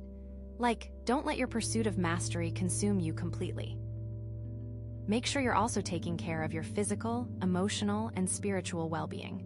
Because, if you're not healthy and balanced, it's going to be really difficult to achieve your goals. It's difficult to pour from an empty cup, so take care of yourself. And the thing is, the Eight of Pentacles isn't just about developing your skills for your own personal benefit, It's also about using those skills to make a positive impact on the world. It's about sharing your gifts with others and about contributing to something bigger than yourself. Maybe you can teach someone else your new skills. So, how can you use your talents and your skills to make a difference in the world? How can you use them to help others, to create positive change, to make the world a better place? Think about that. Okay, so, that's the Eight of Pentacles. It's all about dedication, diligence, and mastering your craft. It's about finding joy and fulfillment in the process of learning and growing. And it's about using your skills to make a positive impact on the world. And I'm so excited to see how you're going to use this energy to unlock your latent gifts and to create the life you've always dreamed of, I know you can do it. So, are you ready for the very last card? Because, I have a feeling it's going to be, the grand finale, It's going to tie everything together and reveal the ultimate purpose of this whole journey. What could it possibly be? Okay, so, that Eight of Pentacles was all about, putting in the work, mastering your craft, and all that. And I was saying, I have a feeling it's going to be, the grand finale, It's going to tie everything together and reveal the ultimate purpose of this whole journey. So, are you ready for this? Because, oh my gosh, the very last card we have is the Queen of Swords. Oh my god, this is, so interesting, right? Okay, so the Queen of Swords, she's not always the easiest card to understand, right? Some people find her a little intimidating, Because she's all about, truth and clarity and, cutting through the BS. And, she's super intelligent, super independent, and she doesn't really have time for, emotional games, She's very direct. Think of her as, the super sharp, super insightful friend who always tells you the truth, even when it's not what you want to hear, She's not trying to be mean. She just values honesty above everything else. She's all about intellectual clarity and, seeing things as they really are, without any, rose-colored glasses. So, in a lot of ways, she's about, mental strength and, the ability to make tough decisions based on logic and reason, She's not easily swayed by emotions or, other people's opinions. She trusts her own judgment, and she's not afraid to stand up for what she believes in. But, sometimes that can come across as being a little cold or detached, She's not always the most warm and fuzzy person in the room. So, I would be curious to see if this card really resonates with you. She is all about making unbiased decisions, so she may reflect a side of yourself that you haven't fully tapped into yet, especially since all of our previous cards indicated a very go-with-the-flow type of energy. So, I am very curious to see how this card ties into the whole reading. Okay, so, how does this Queen of Swords, connect with that Eight of Swords we saw earlier, right? Because that was all about feeling trapped and limited by your own thoughts and beliefs. Well, the Queen of Swords, she's the ultimate truth seeker, She's the one who can help you to see through the illusions and the BS that are keeping you stuck. She is all about cutting through the illusions.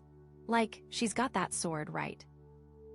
And she's not afraid to use it to, slice through all the confusion and the negativity and the self-doubt, She helps you to see things clearly, objectively, and to understand what's really going on. She can assist you in making wise choices to get you out of that tricky situation.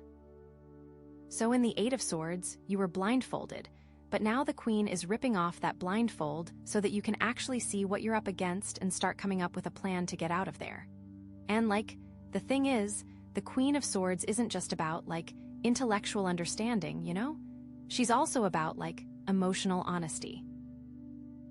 She's not afraid to confront difficult emotions or to acknowledge painful truths, She knows that you can't really move forward until you're willing to face your fears and your insecurities and your past traumas. She is not afraid to call out her own flaws and insecurities, too, so she can totally empathize with this stage of your journey. So, she encourages you to be honest with yourself about what's really going on inside and to, release all the baggage that's been holding you back. She doesn't sugarcoat anything. She's just okay, this is what it is. Now let's deal with it, So, the Queen may seem intimidating because she's not afraid to tell you what you need to hear.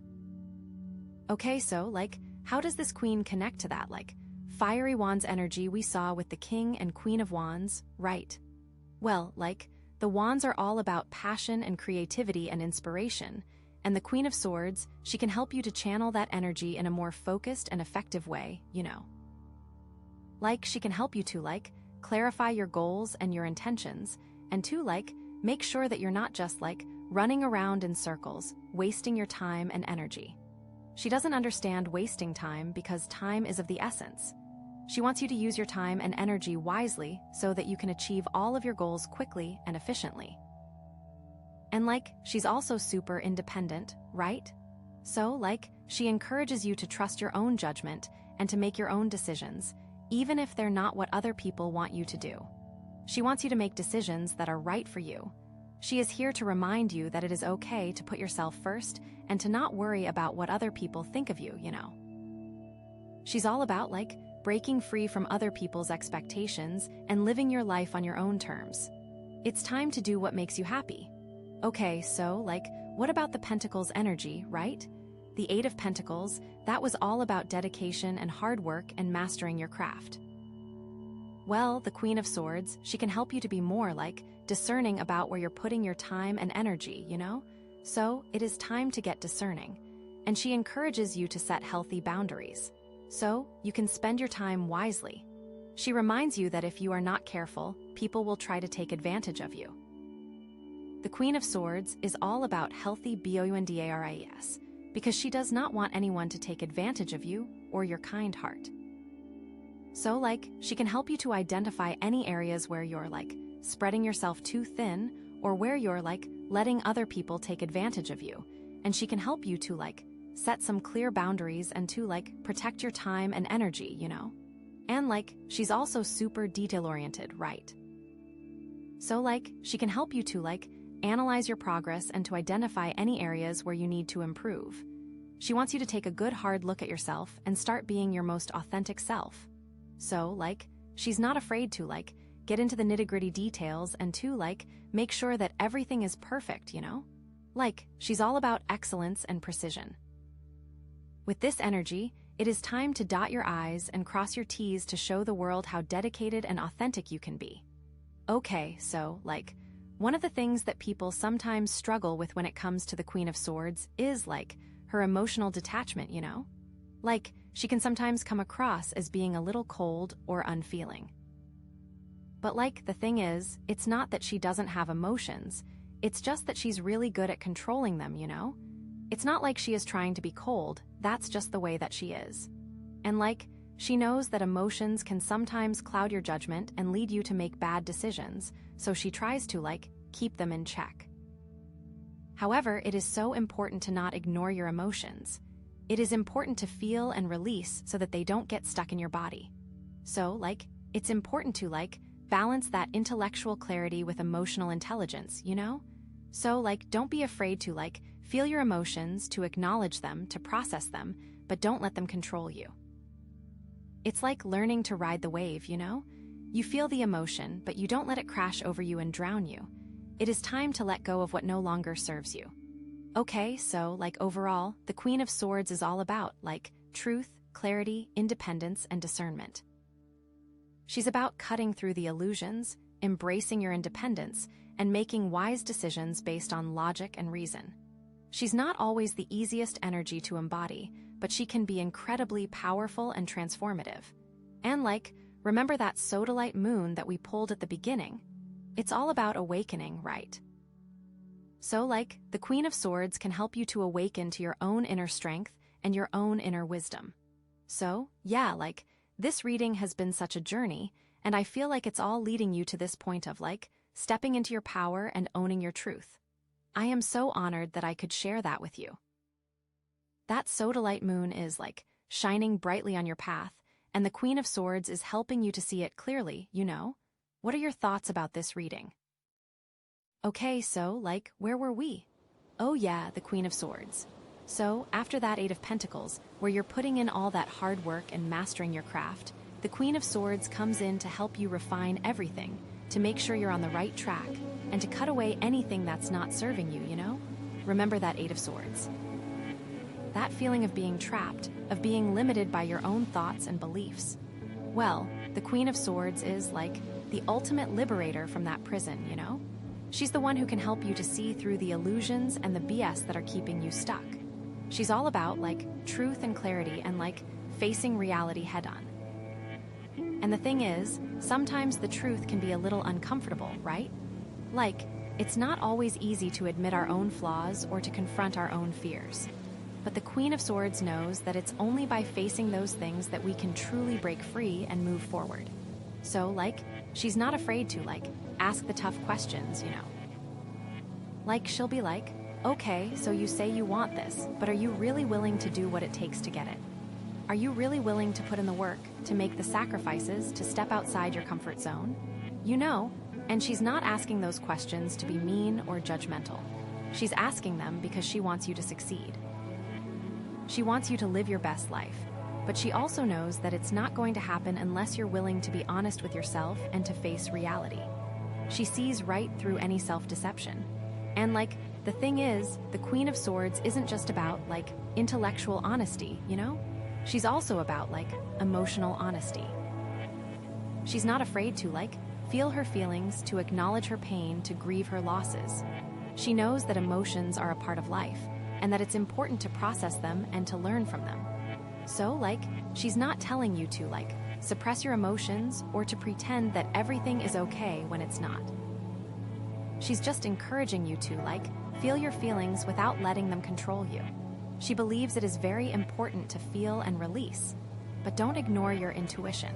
She wants you to be able to, make clear and rational decisions, even when you're feeling emotional, She doesn't want you to let emotions cloud your judgment. And that connection between the Queen of Swords and the Wand's energy, right? Because the Wands are all about passion and creativity and inspiration. Well, the Queen of Swords can help you to channel that energy in a more focused and effective way.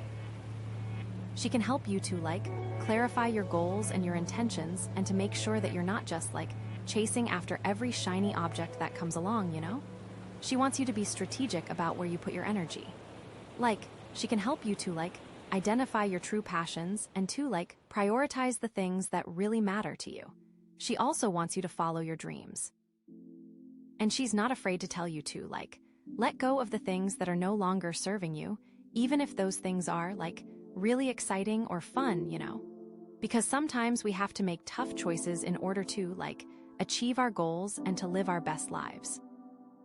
So, maybe you have this amazing idea for a business, but you also have, 5 other projects that you're working on, and you're feeling totally overwhelmed and stressed out. The Queen of Swords might tell you to, pick 1 or 2 of those projects and to, let go of the rest, She might tell you that it's better to focus your energy on a few things and to do them really well than to try to do everything at once and to end up feeling scattered and burnt out. She is all about boundaries. The Queen of Swords helps to ground all that fiery Wand's energy and channel it into something tangible and meaningful. She wants you to make smart choices. And that connection between the Queen of Swords and the Pentacles energy, right? Because the Pentacles are all about hard work and dedication and mastering your craft. Well, the Queen of Swords can help you to, be more efficient and effective in your work. She can help you to, identify areas where you're wasting time or energy and to find ways to streamline your processes. She does not want you wasting any time because you could use that time for other things. She can also help you to, set realistic goals and to create a plan for achieving them. She can help you to, break down big tasks into smaller, more manageable steps. And she can help you to, stay motivated and focused, even when things get tough. She is very disciplined. And that Sodalite moon that's been guiding you throughout this whole journey, right? It's all about awakening. Well, the Queen of Swords is like the ultimate wake-up call, She's the one who can help you to see things as they really are and to, break free from any illusions or delusions that you've been clinging to. She encourages you to awaken to your inner wisdom and to trust your intuition, to follow your own path, and to live your life on your own terms. The Queen helps you to embrace all aspects of yourself, the good, the bad, and the ugly, and to love yourself unconditionally. She helps you realize your worth. So, what does all of this mean for you, right here, right now? Well, I think it means that you're on the verge of a major breakthrough.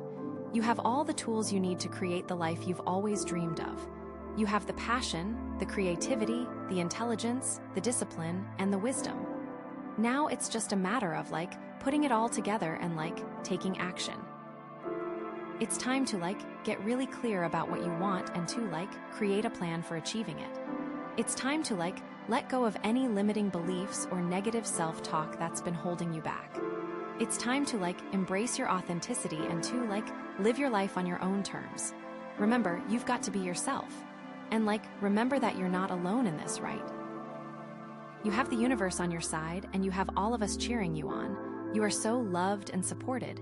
You are a powerful, capable, and amazing human being, and you have so much to offer the world. So don't be afraid to shine your light. Don't be afraid to take risks. Don't be afraid to be yourself. The world needs your unique gifts and talents. The world needs you. I am so honored to have been a part of this journey with you. I have so much faith in you, and I know that you're going to do amazing things. And always remember that Sodalite moon, right? It's all about awakening, and your awakening is just beginning. I am so proud. Okay, hi there, Pile 2, welcome to your reading. Thank you so much for being here. If you were drawn to the black obsidian pyramid, know that this crystal is all about illumination, shining a light on the shadows.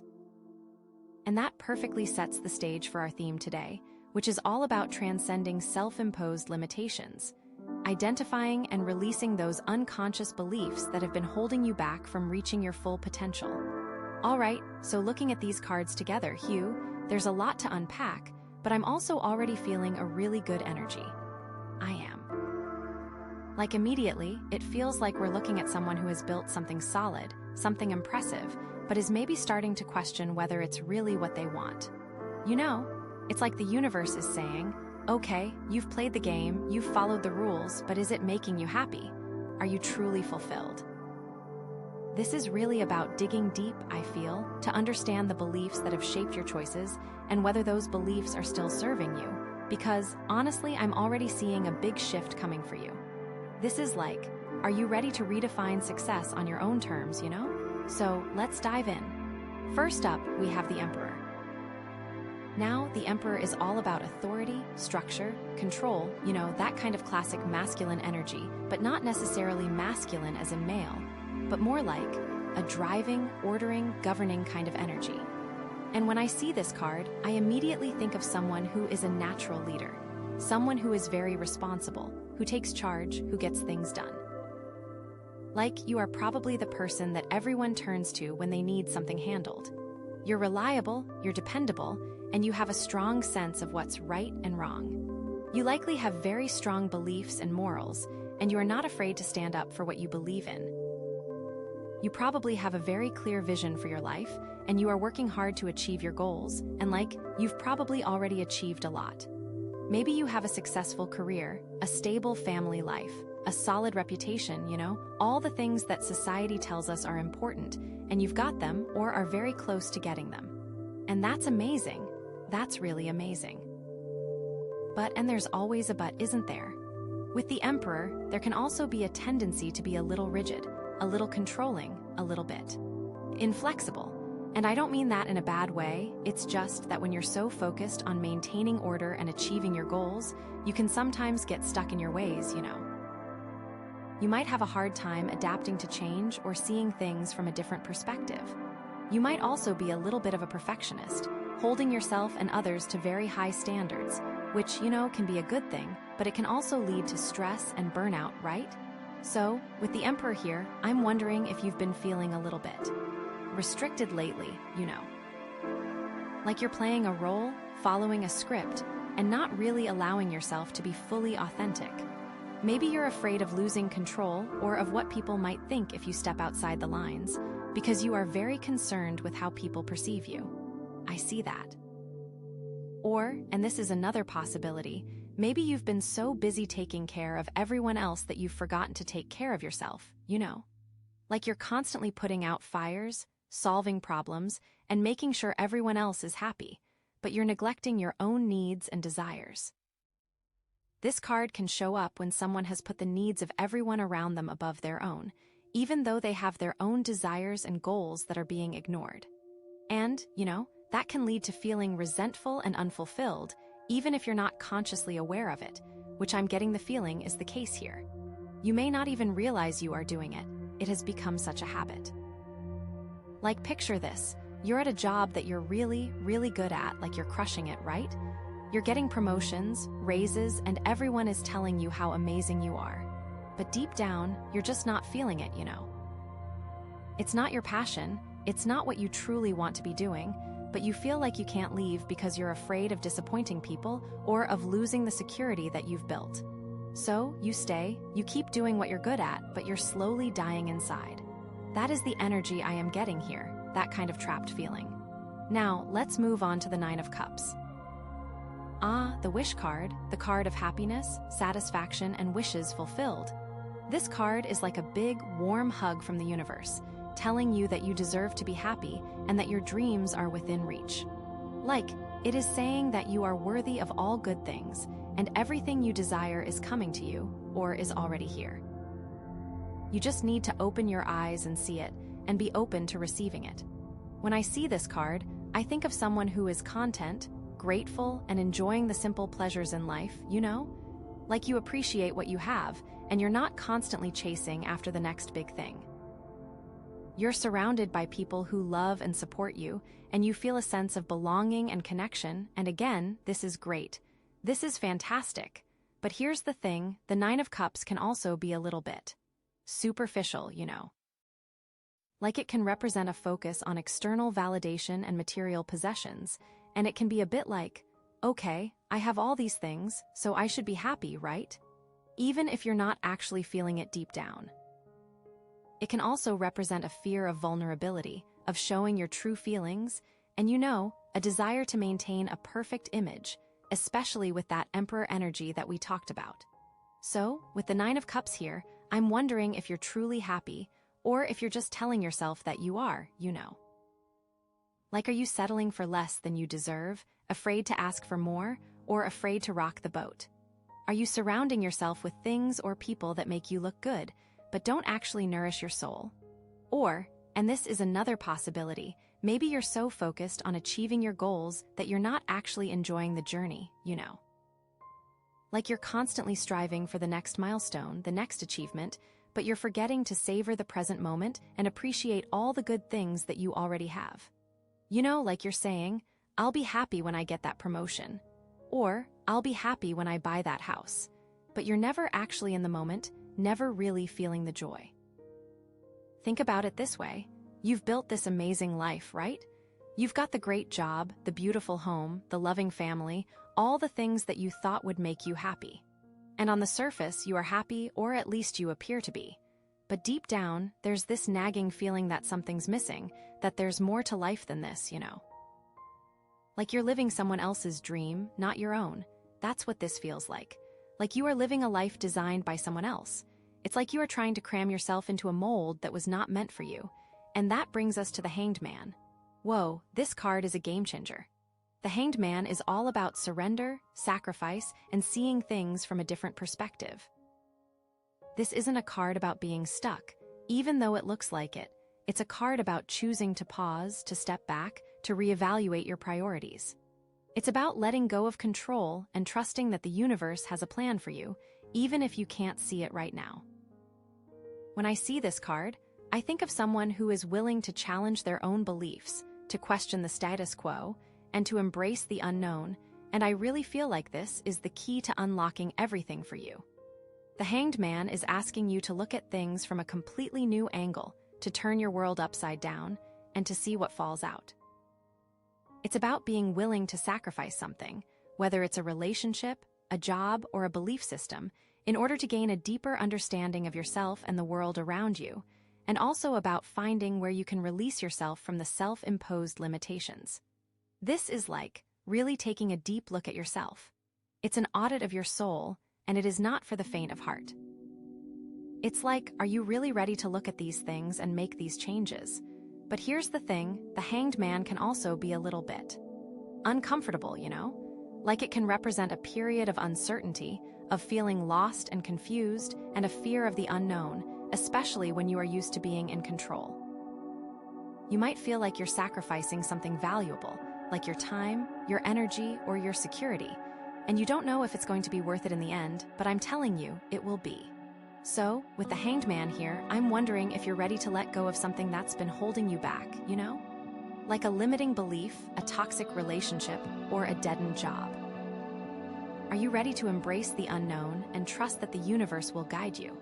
Or, and this is another possibility, maybe you're being called to step away from your current situation in order to gain a new perspective, you know. Like taking a sabbatical, going on a retreat, or simply spending some time alone to reflect on your life. This isn't about running away from your problems. It's about creating space for clarity and insight. And it is so necessary, I feel, for you right now. Like, imagine this. You're so caught up in your daily routine that you can't see the forest for the trees, right? You're just going through the motions, doing what you think you're supposed to be doing, but you're not really living, you're just existing. The Hanged Man is asking you to step back, to take a break from the chaos, and to see your life from a higher perspective. It's about gaining a new understanding of yourself and your place in the world. So, how do all these cards connect? Well, the Emperor represents the life you've built, the structure and stability you've created. The Nine of Cups represents the happiness and satisfaction you're seeking. But the Hanged Man is saying that you need to change your perspective, to surrender your need for control, in order to truly achieve that happiness. It's about letting go of the old and embracing the new, even if it's scary, and even if it doesn't make sense right now. This is about breaking free from those self-imposed limitations that are keeping you stuck. The Black Obsidian is here to help you illuminate those hidden beliefs and to guide you towards a more authentic and fulfilling life. This is such a powerful combination of cards. I am so excited to see where this goes, because like I said, I really feel a big shift coming for you, like a real chance to redefine what success means to you. And that is super exciting. I think to really nail this down, let's look at another card to get some clarifying energy here. Okay, so after the Hanged Man, we have the Two of Cups. Okay, the Two of Cups, this is interesting. This is really interesting.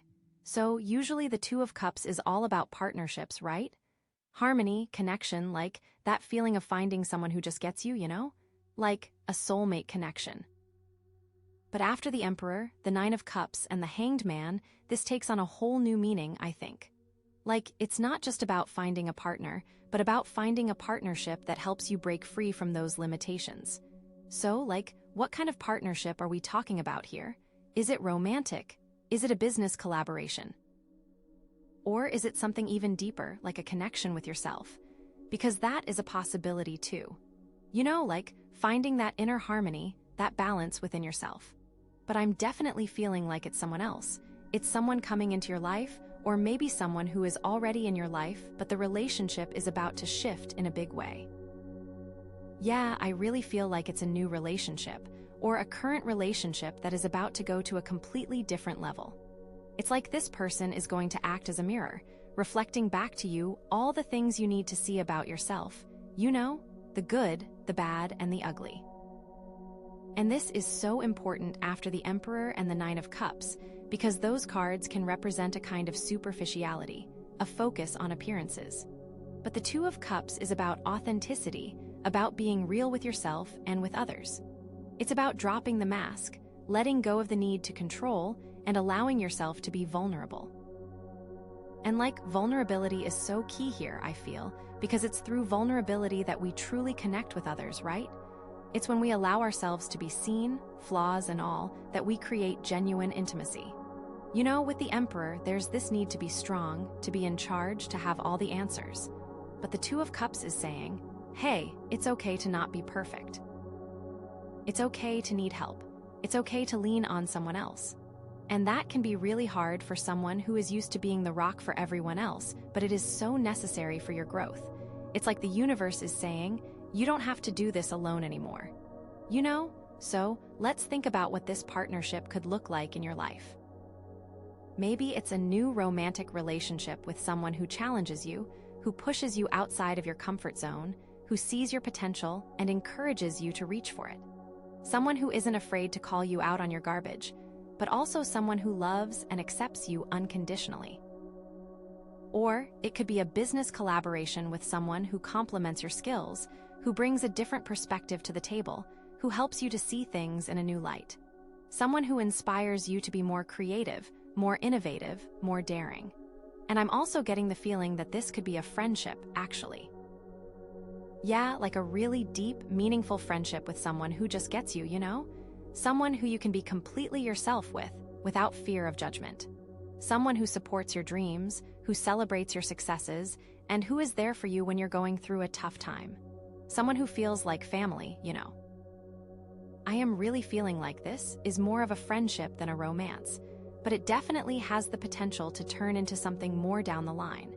But whatever form it takes, this partnership is going to be instrumental in helping you to break free from those self-imposed limitations. It's going to help you to see yourself in a new light, to challenge your beliefs, and to embrace your true potential. And, you know, remember the Hanged Man? That card is all about seeing things from a different perspective, about turning your world upside down. Well, this partnership is going to help you do that, because it's going to introduce you to new ideas, new ways of thinking, new ways of being. It's going to shake things up, and it's going to force you to question everything you thought you knew.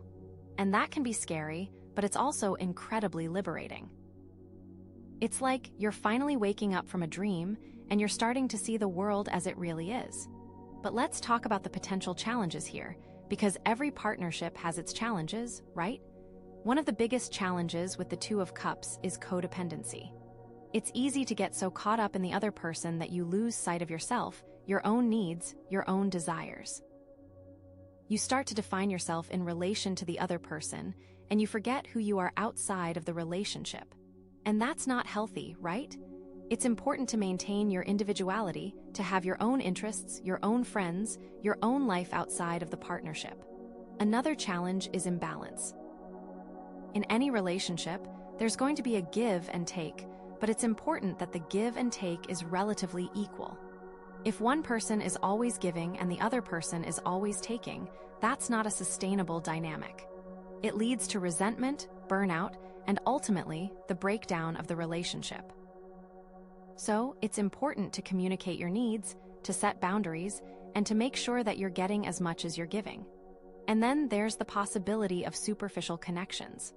Sometimes, we're drawn to people because they make us feel good, because they validate us, because they reflect back to us what we want to see in ourselves. But those kinds of connections are often shallow and fleeting. They're based on appearances, on shared interests, on mutual admiration, but they don't go deep.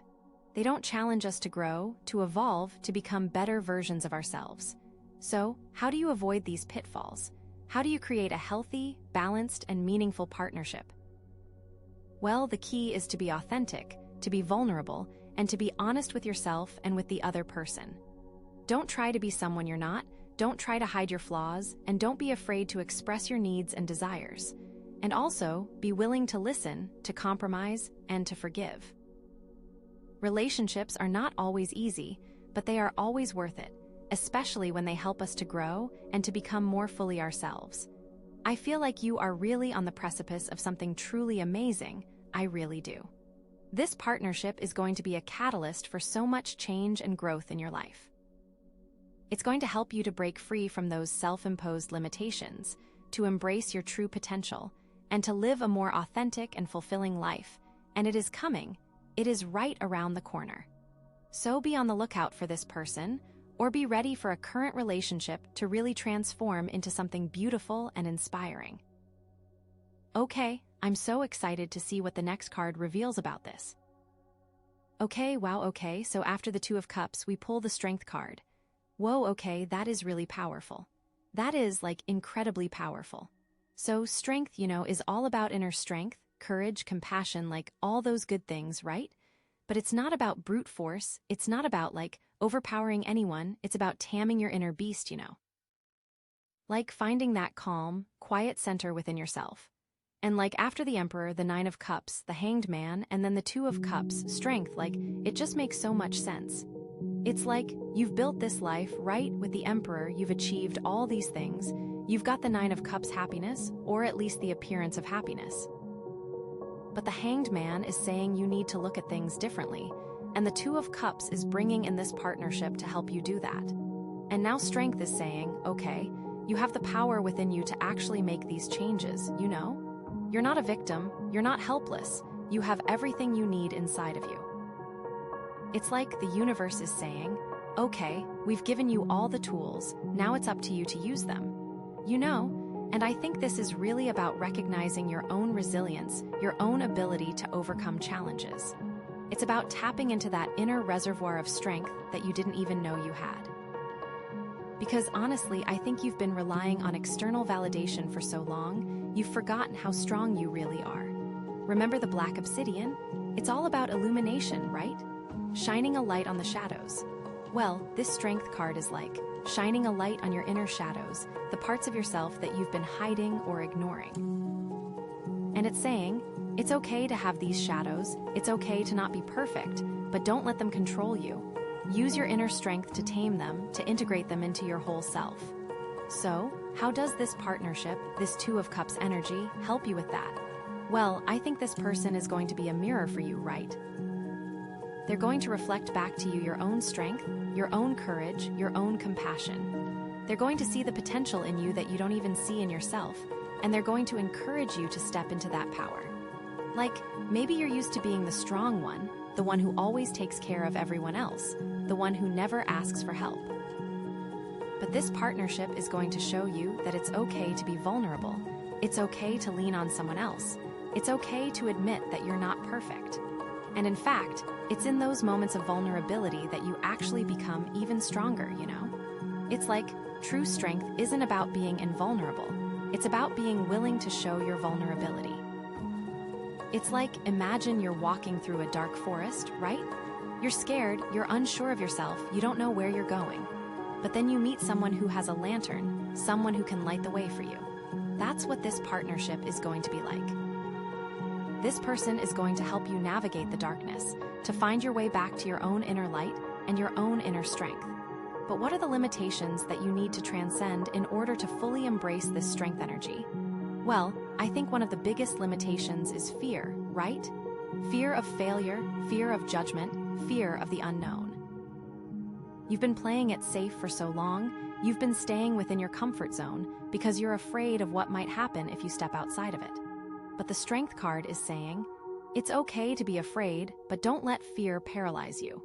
Use your courage to face your fears, to challenge your limitations, to step outside of your comfort zone. And I really feel like this is also tied to the Emperor energy. You are afraid of losing control, because for so long you have been the one in control, and you don't trust what will happen if you are not. But you need to trust that you will be okay, even if you aren't in control, and that things will still work out for the best. And another limitation is perfectionism, right? You're holding yourself to such high standards, you're constantly striving to be perfect, and you're beating yourself up when you fall short. But the Strength card is saying, it's okay to make mistakes, it's okay to be imperfect. In fact, it's in those imperfections that you find your true strength. It's like, imagine you're a sculptor, right?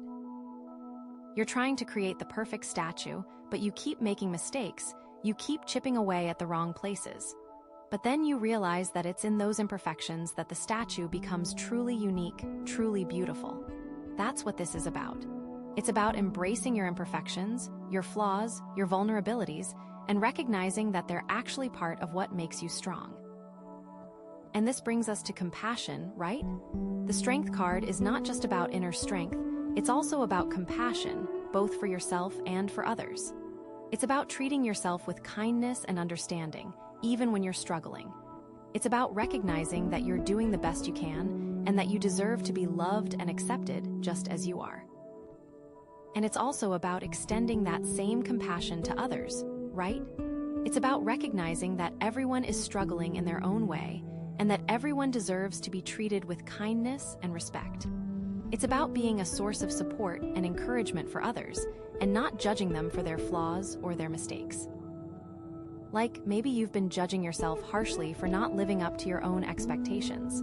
But the Strength card is saying, it's time to let go of that judgment, it's time to forgive yourself, it's time to treat yourself with the same kindness and compassion that you would offer to a friend. It is time to really practice some self-acceptance and to really learn to love yourself, because it is hard to receive love from others if you don't truly love yourself. And maybe you've been judging others harshly for not living up to your expectations.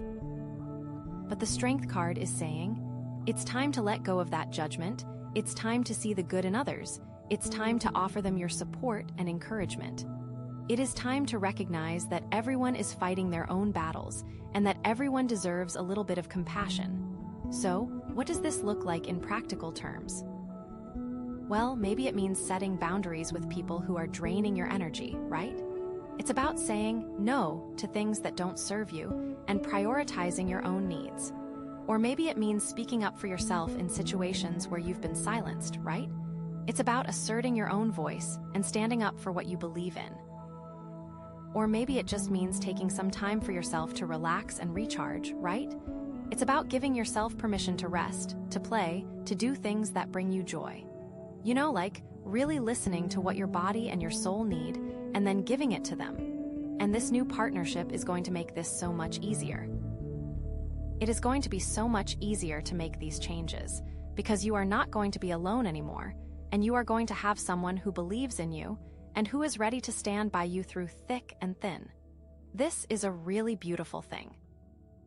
Okay, so Strength, it's all about inner power, courage, and compassion, and it's about using this new partnership to help you cultivate those qualities within yourself.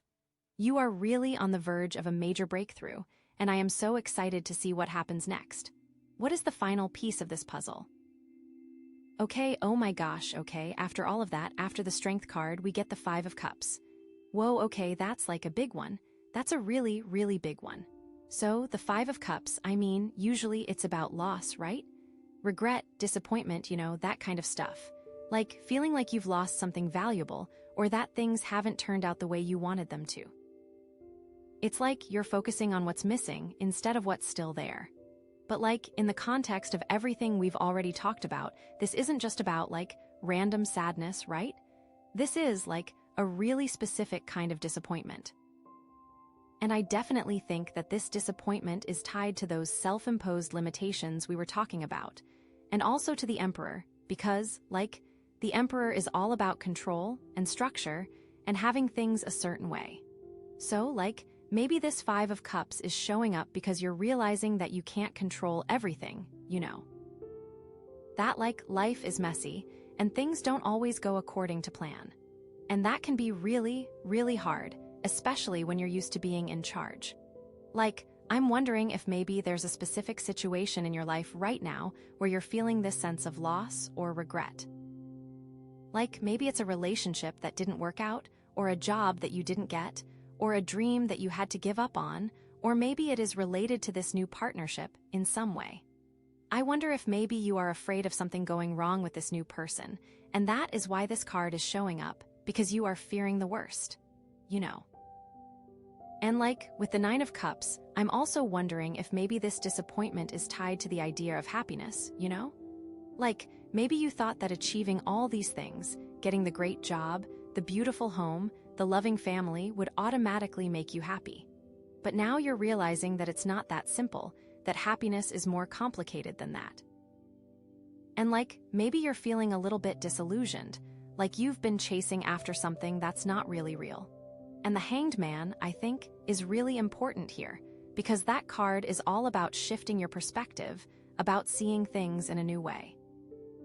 So, like, maybe this Five of Cups is showing up to tell you that you need to change the way you're looking at things, that you need to let go of your expectations and embrace a new reality. And honestly, I think the key here is to not get stuck in the sadness, you know? Like, it's okay to feel your feelings, it's okay to grieve what's been lost, but don't let it consume you. Don't let it define you. You know, it's like you've got these 3 cups that have spilled, right? But there are still 2 cups standing. Focus on those. What do you still have? What are you still grateful for? What are the possibilities that are still open to you? It's about recognizing that even in the midst of loss, there's still hope, there's still potential, there's still something to look forward to, and also acknowledging that it is okay to feel sad. You don't have to pretend that everything is okay all the time, but you can find the joy in life even when things are hard or when things have gone wrong. Okay, but let's dig a little deeper into those disappointments, right? Because, where are these feelings really coming from? I feel like, with the Emperor, there is something about control that really plays into this, because it is hard to feel like you are in control when you are experiencing a loss or a disappointment. So, maybe you're disappointed in yourself, right? Maybe you feel like you've failed in some way, that you haven't lived up to your own expectations, or that you've let other people down, especially with the Emperor energy. I feel like that is a big part of it, because you care so much about what other people think, and you really, really don't want to let anyone down, and that can be a really tough burden to carry sometimes. And maybe you are disappointed in the way things turned out. You really wanted something, and it just didn't happen, and it is hard to come to terms with that, and it can be really disheartening, especially if you put a lot of time and energy into it. And I'm also wondering if maybe you're disappointed in other people, right? Maybe someone let you down, or betrayed you, or didn't show up for you in the way you needed them to. And that can be a really, really painful experience. Or maybe you are concerned that this new person is going to let you down, and that is why you are experiencing these feelings of fear and loss. It's like you're starting a new relationship, but you are already afraid of it ending, which I know doesn't really make any sense. But sometimes we are afraid of what we want the most, because we are afraid of losing it.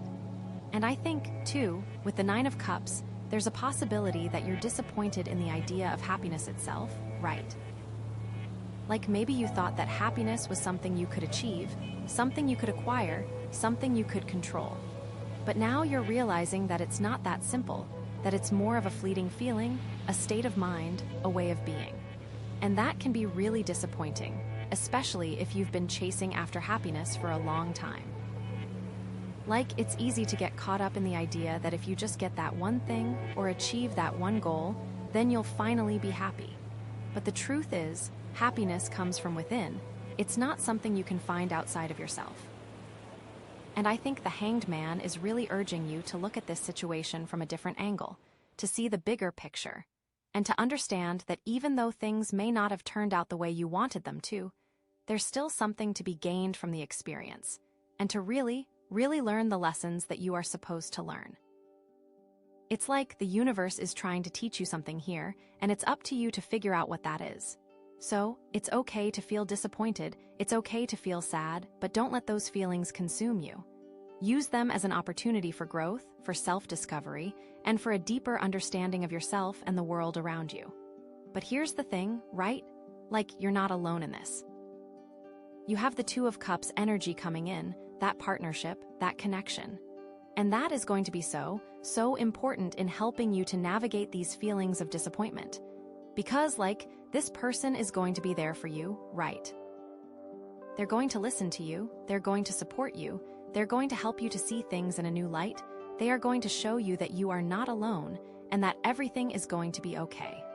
They're going to remind you of your strengths, your resilience, your ability to overcome challenges. And that's what the Strength card is all about, right? It's about tapping into that inner power, that inner courage, that inner compassion, and using it to get through tough times. It's about recognizing that you're stronger than you think you are, and that you have everything you need inside of you to handle whatever comes your way. It's like this partnership is going to help you to see your own strength, to believe in yourself, and to know that you're capable of anything you set your mind to. Maybe you're used to being the strong one, the one who always takes care of everyone else. But now you have someone who's willing to be strong for you, someone who's willing to share the burden, someone who's willing to help you carry the weight. And that can be such a relief, right? It's like you don't have to do it all alone anymore. You have someone who's got your back, someone who believes in you, someone who loves you unconditionally. And that's what's going to help you get through this. It's that connection, that support, that love. Because, even though the Five of Cups is about loss and disappointment, it's also about resilience, about finding the strength to keep going even when things are tough. And with the Two of Cups and strength in your corner, I know you can do it. You have everything you need to overcome this challenge and to come out stronger on the other side. I really, really believe that. And this Five of Cups can actually make this new partnership even stronger, because it is going to force you to be vulnerable, and to let this person see you at your worst, and that is what is going to build trust and connection. So, how do you actually acknowledge the loss and find hope amidst the sorrow? Well, I think the first step is to allow yourself to feel your feelings, right? Don't try to suppress them, don't try to pretend they're not there, and don't feel like you have to be happy all the time. It's okay to be sad, it's okay to grieve, it's okay to feel disappointed, and it is really important to allow yourself to feel those things and to process them. And then, once you've allowed yourself to feel your feelings, try to shift your focus to what you still have, right?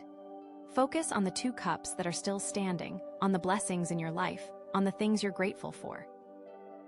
And remember that even in the midst of loss, there's still hope, there's still potential, there's still something to look forward to.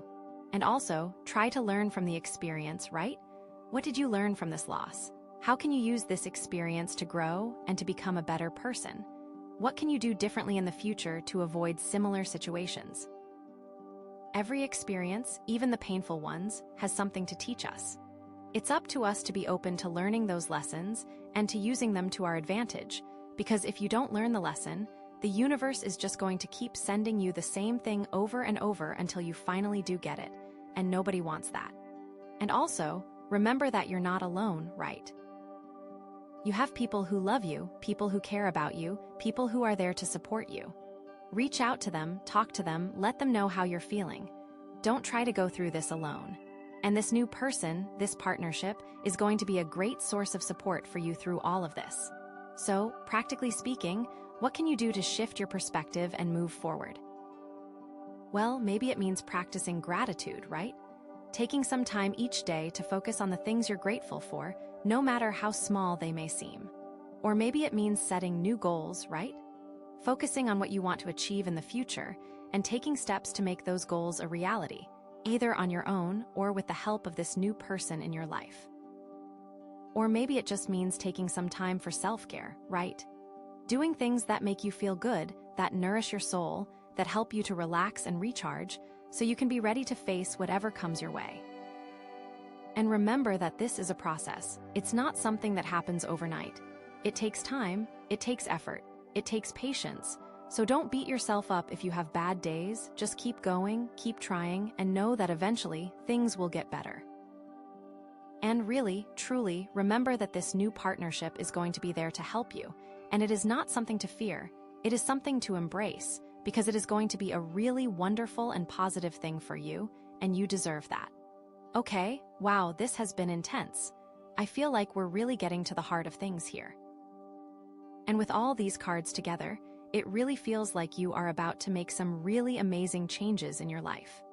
I am so excited to see what the final card has to reveal about all of this, because I think it is going to tie everything together in a really beautiful and meaningful way. What is the final piece of this puzzle? Okay, so after all of that, after the 5 of Cups, we get the 4 of Wands. Oh my gosh, that's like such a relief, I'm not gonna lie. I was a little worried with that 5 of Cups energy hanging over us, but the 4 of Wands is like celebration, harmony, a safe and happy home. You know, like it's the card you want to see after feeling all those feels.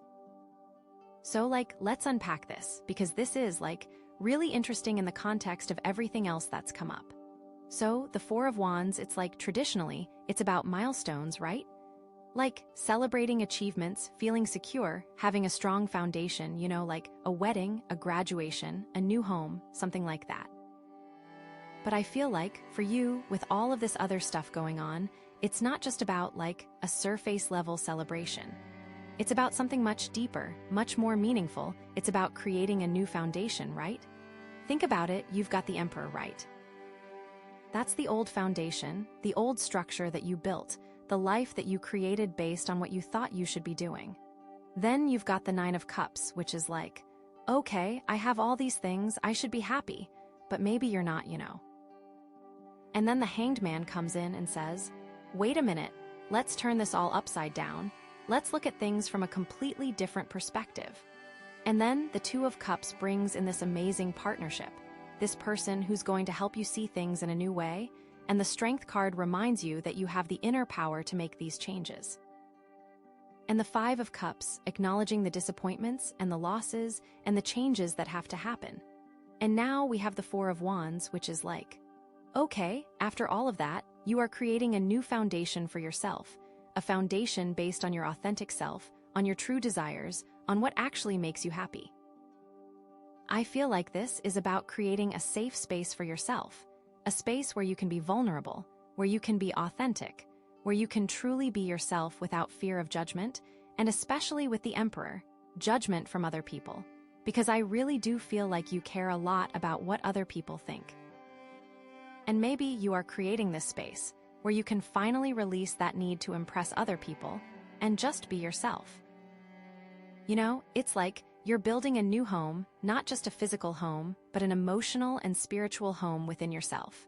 So, like, what does that look like in practice? Maybe it means redecorating your actual home, making it more reflective of your personality and your style, filling it with things that bring you joy.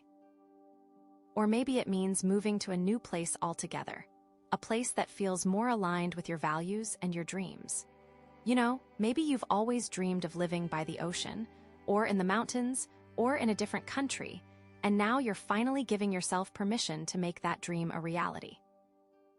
I'm really feeling like it's about creating a physical space that is your own, that represents who you are and what you want, and that kind of goes against the Emperor energy. Because maybe you have always lived in a place to impress other people, or because it was the right thing to do, or because it made sense financially, but maybe it wasn't really a place that you loved or that represented you. And I feel like that is really important here. Or maybe it's about creating a new family, right? Maybe you're realizing that your biological family isn't necessarily the family you choose, and you're starting to surround yourself with people who love and support you for who you are, who lift you up and inspire you to be your best self. And this definitely ties into that Two of Cups partnership we were talking about, because maybe this person is becoming part of your chosen family, or maybe they are helping you to connect with other people who feel like family, and that feels really, really good. Or maybe it's about celebrating a new chapter in your life, right? Maybe you're finally leaving that job that's been draining your soul, or ending that relationship that's been holding you back, or pursuing that passion project that you've always been afraid to start. It's about recognizing that you deserve to be happy, and that you have the power to create the life you want, and to give yourself permission to go after it. You are finally giving yourself permission, and that is huge. But here's the thing, right? Like, the Four of Wands isn't just about rainbows and unicorns, it can also represent some challenges, because, like any new beginning, there's always a little bit of uncertainty, a little bit of fear, a little bit of that what if energy, you know. So maybe you're afraid of leaving your comfort zone, afraid of what people will think, afraid of failing. But the Strength card is there to remind you that you have the inner power to overcome those fears, to trust yourself, and to take that leap of faith. And that's so important, because it is really easy to get stuck in that fear, but you can't let that happen. Or maybe you're struggling to let go of the past, right?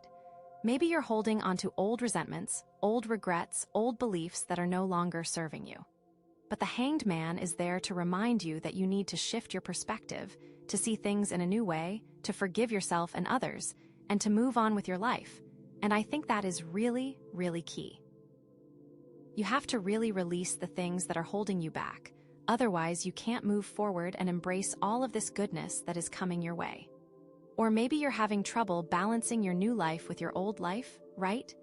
Maybe you're feeling pulled in different directions, trying to please everyone, and neglecting your own needs in the process. But the Two of Cups is there to remind you that you need to prioritize your own well-being, to set boundaries, and to surround yourself with people who support your growth and your happiness. And that is really, really important, and it is okay to put yourself first sometimes. But overall, I feel like the Four of Wands is a really positive card, and it's a really beautiful way to end this reading. It's like after all the challenges, after all the self-discovery, after all the changes you've been through, you're finally creating a life that feels authentic, that feels joyful, that feels like you. You know, and that's something to celebrate. And it goes back to the Black Obsidian too, because the Black Obsidian is all about illumination, right? Shining a light on the shadows.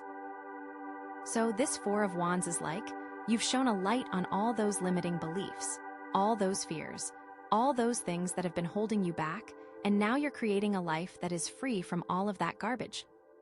I feel like this is a time of true transformation for you, a time of really stepping into your power and creating the life you've always dreamed of. It's not going to be easy, there will be challenges along the way, but you have the inner strength, the support system, and the guidance you need to make it happen. So, celebrate this new beginning, embrace the possibilities, and trust that you're exactly where you're supposed to be. This is so exciting. What an awesome reading. Okay, wow, pile 2, we have reached the final card, and I am so excited to share it with you because it really brings everything together, and it is like the perfect culmination of all the energies we have been talking about. It is the Judgment card. Yes. So let's just take a deep breath for a second, because this is a big one, this is really a big one. So Judgment, this is like a major arcana card, right? So this is a big, significant energy. And when I see this card, I immediately think of like a wake-up call, a moment of reckoning, a time for rebirth and renewal, and a chance to really decide what you want to be, who you want to be, and what you want to do. It's like the universe is saying, okay, it's time to step into your true calling, it's time to answer the call of your soul. I am feeling like this is a card of major transformation. And I feel like this is so perfect after everything we have been talking about, because you are really on the verge of a major shift in your life, a shift that is going to lead you to a place of greater authenticity, greater fulfillment, and greater purpose. I am getting the chills just thinking about it. So, let's connect this to the previous cards, because I think that's really important. So, we started with the Emperor, right? And the Emperor is all about structure and control and authority and building a life based on external expectations and what you thought you should be doing. But the Judgment card is saying, okay, it's time to release those old structures, those old patterns, those old beliefs that are no longer serving you. It is like, you've played the game, you've followed the rules, but now it's time to create your own game, to write your own rules, and to live life on your own terms and for your own happiness. It's about breaking free from those self-imposed limitations that have been holding you back, the limitations that came from the Emperor's energy, and also the external pressures from that Emperor, from what other people think you should do. And then we had the Nine of Cups, right? Which is all about happiness and satisfaction and wishes fulfilled, but also about maybe a little bit of superficiality, a little bit of focusing on external validation like, okay, I have all these things, so I should be happy. But the Judgment card is saying, okay, it's time to go deeper than that. It's time to find true happiness, true fulfillment, true satisfaction from within. It's about realizing that happiness isn't something you can find outside of yourself. It's something you create within yourself. It is a state of being. And that can be hard when you are so focused on achieving things and getting things, like with that Nine of Cups energy. It is about releasing those expectations and realizing that the true gift is already inside of you. And then we had the Hanged Man, which is all about surrender and sacrifice, and seeing things from a different perspective, about turning your world upside down, about seeing how you can find a new path. And that is so important, because it is asking you to look at things from a completely new angle, to turn your world upside down, and to see what falls out.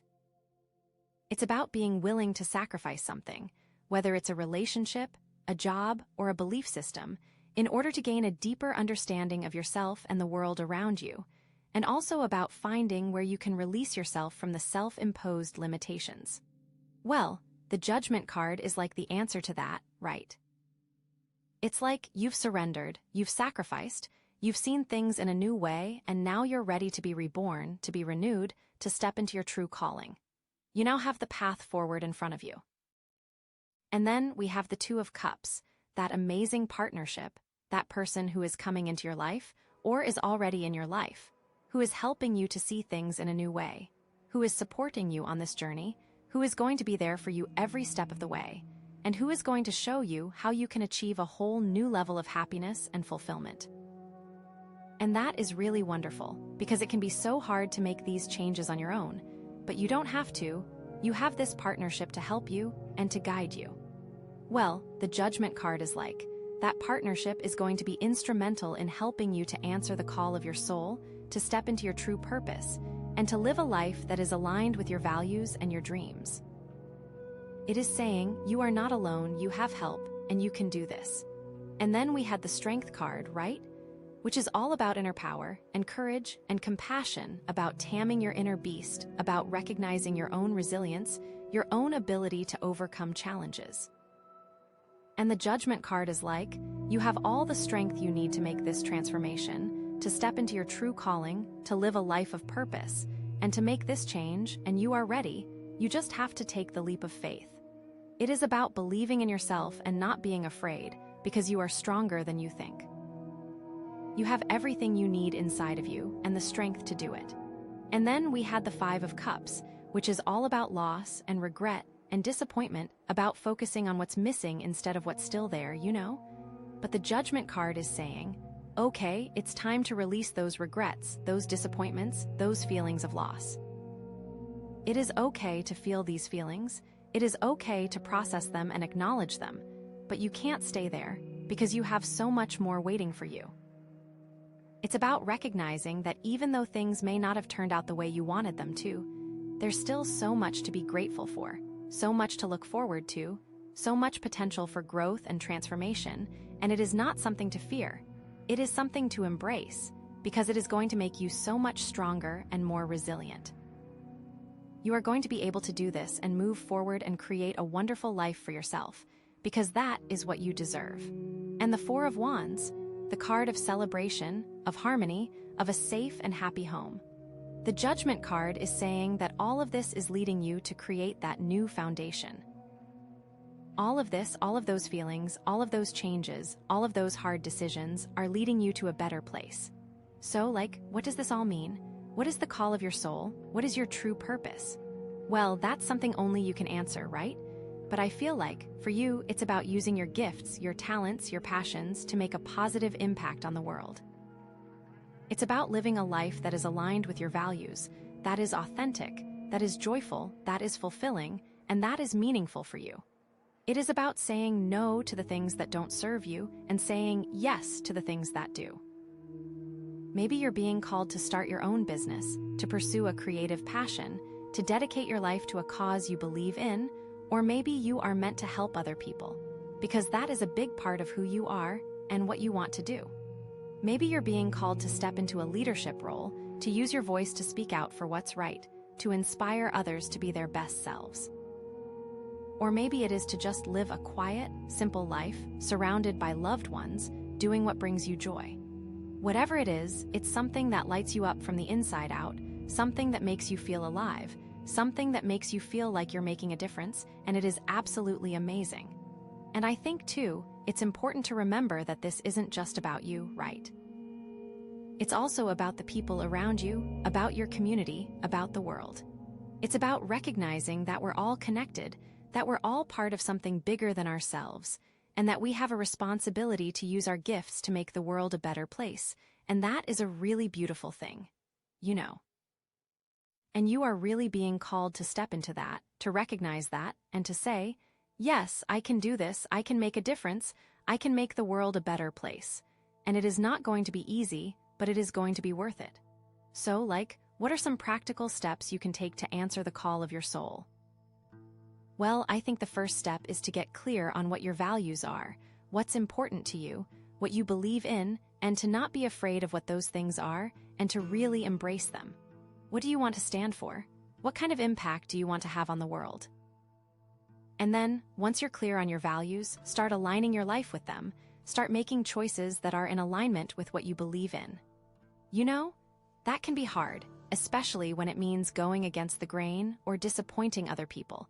But it's so important to live a life that is authentic to who you are. And then, start taking action, start doing things that are in alignment with your purpose. That doesn't mean you have to quit your job tomorrow and sell all your possessions, right? It can be small steps, baby steps, but it's important to start moving in the direction of your dreams. Maybe it's volunteering for a cause you care about, or taking a class to learn a new skill, or starting a blog to share your thoughts and ideas, or connecting with people who inspire you and who make you feel good.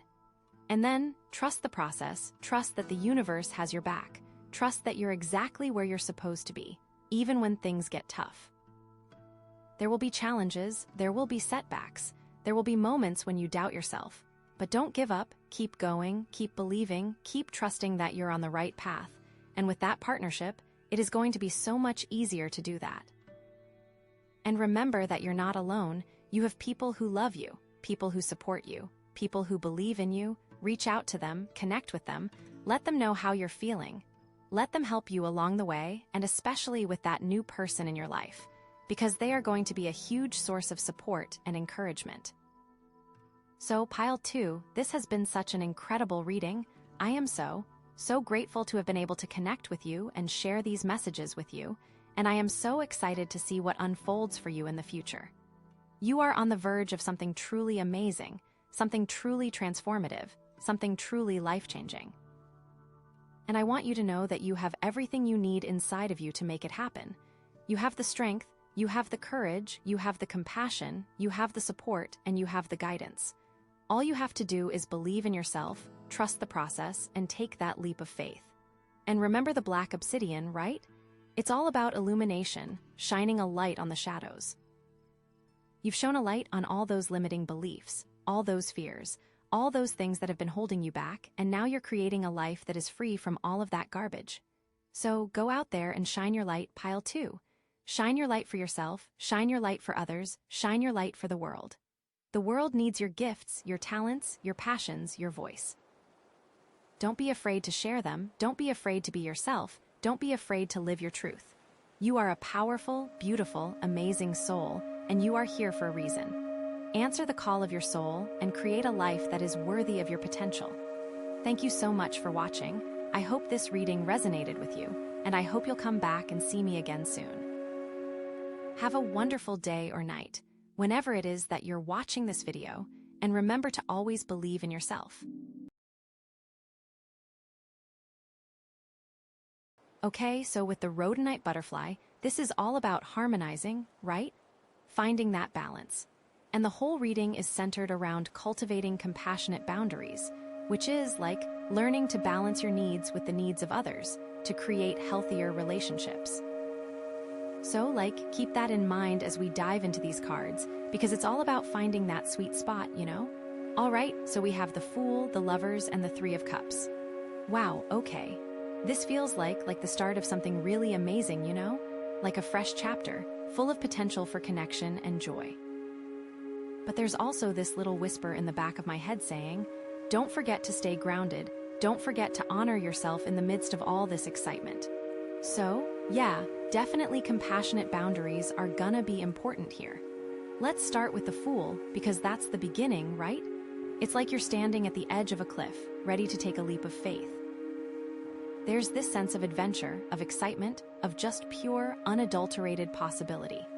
You're carrying, your little knapsack, and you're not really sure what's inside, but it doesn't even matter, because the journey itself is the point. But here's the thing, and this is where the Rhodonite and those compassionate boundaries come in. It's not about being reckless. It's not about jumping in without looking. It's about being brave enough to embrace the unknown, but also being smart enough to, pack a parachute, you know what I mean? So, with the Fool, I'm getting this sense that you're on the verge of something new, something exciting, something that's really calling to your soul. Maybe it's a new relationship, maybe it's a new job, maybe it's a new creative project, or maybe it's just a new way of seeing the world. Whatever it is, it's something that feels really aligned with your authentic self. But, and this is a big but, it's important to go into it with your eyes open. To be aware of your own needs and your own boundaries, and to be willing to communicate them clearly and compassionately. Because the Fool can sometimes be a little naive, a little too trusting, a little too eager to please. And that can lead to, getting taken advantage of, or getting lost in the shuffle, or just feeling drained and depleted. So the key here is to find that balance between, being open and adventurous, and being grounded and self-aware. To trust your intuition, but also to listen to your head. To follow your heart, but also to protect your energy. And that's where those compassionate boundaries come in. It's about saying yes to the things that light you up, but also saying no to the things that drain you. It's about being willing to take risks, but also being willing to walk away if something doesn't feel right. And I think the Rhodonite is really helping to amplify that energy of balance and harmony. It's like it's whispering in your ear, it's okay to be excited, it's okay to be spontaneous, but don't forget about yourself in the process.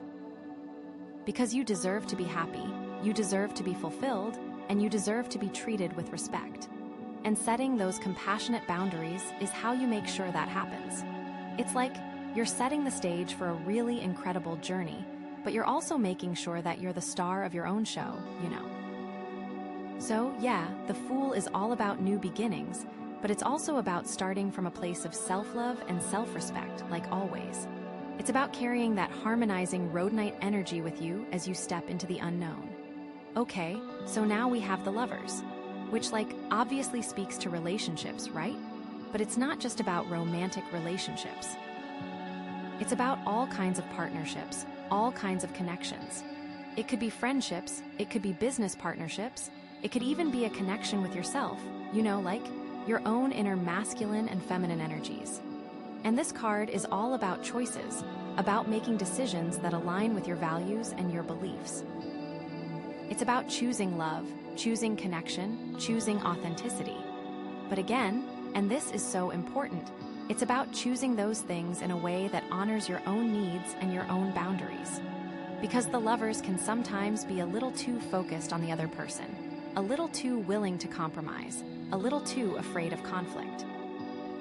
And that can lead to, losing yourself in the relationship, or sacrificing your own happiness for the sake of the other person, or just feeling resentful and unfulfilled. So, with the Lovers, I'm seeing this opportunity for really deep and meaningful connections.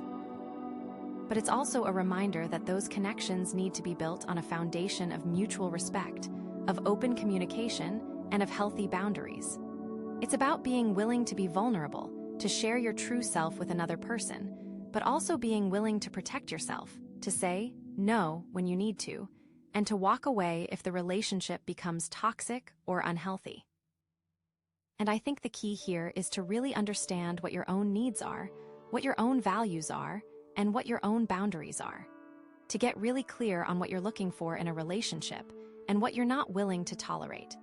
Because when you know yourself, when you're grounded in your own truth, it becomes so much easier to make those choices that align with your highest good. It's like you're not just choosing a partner, you're choosing a way of life. You're choosing a set of values. You're choosing a future.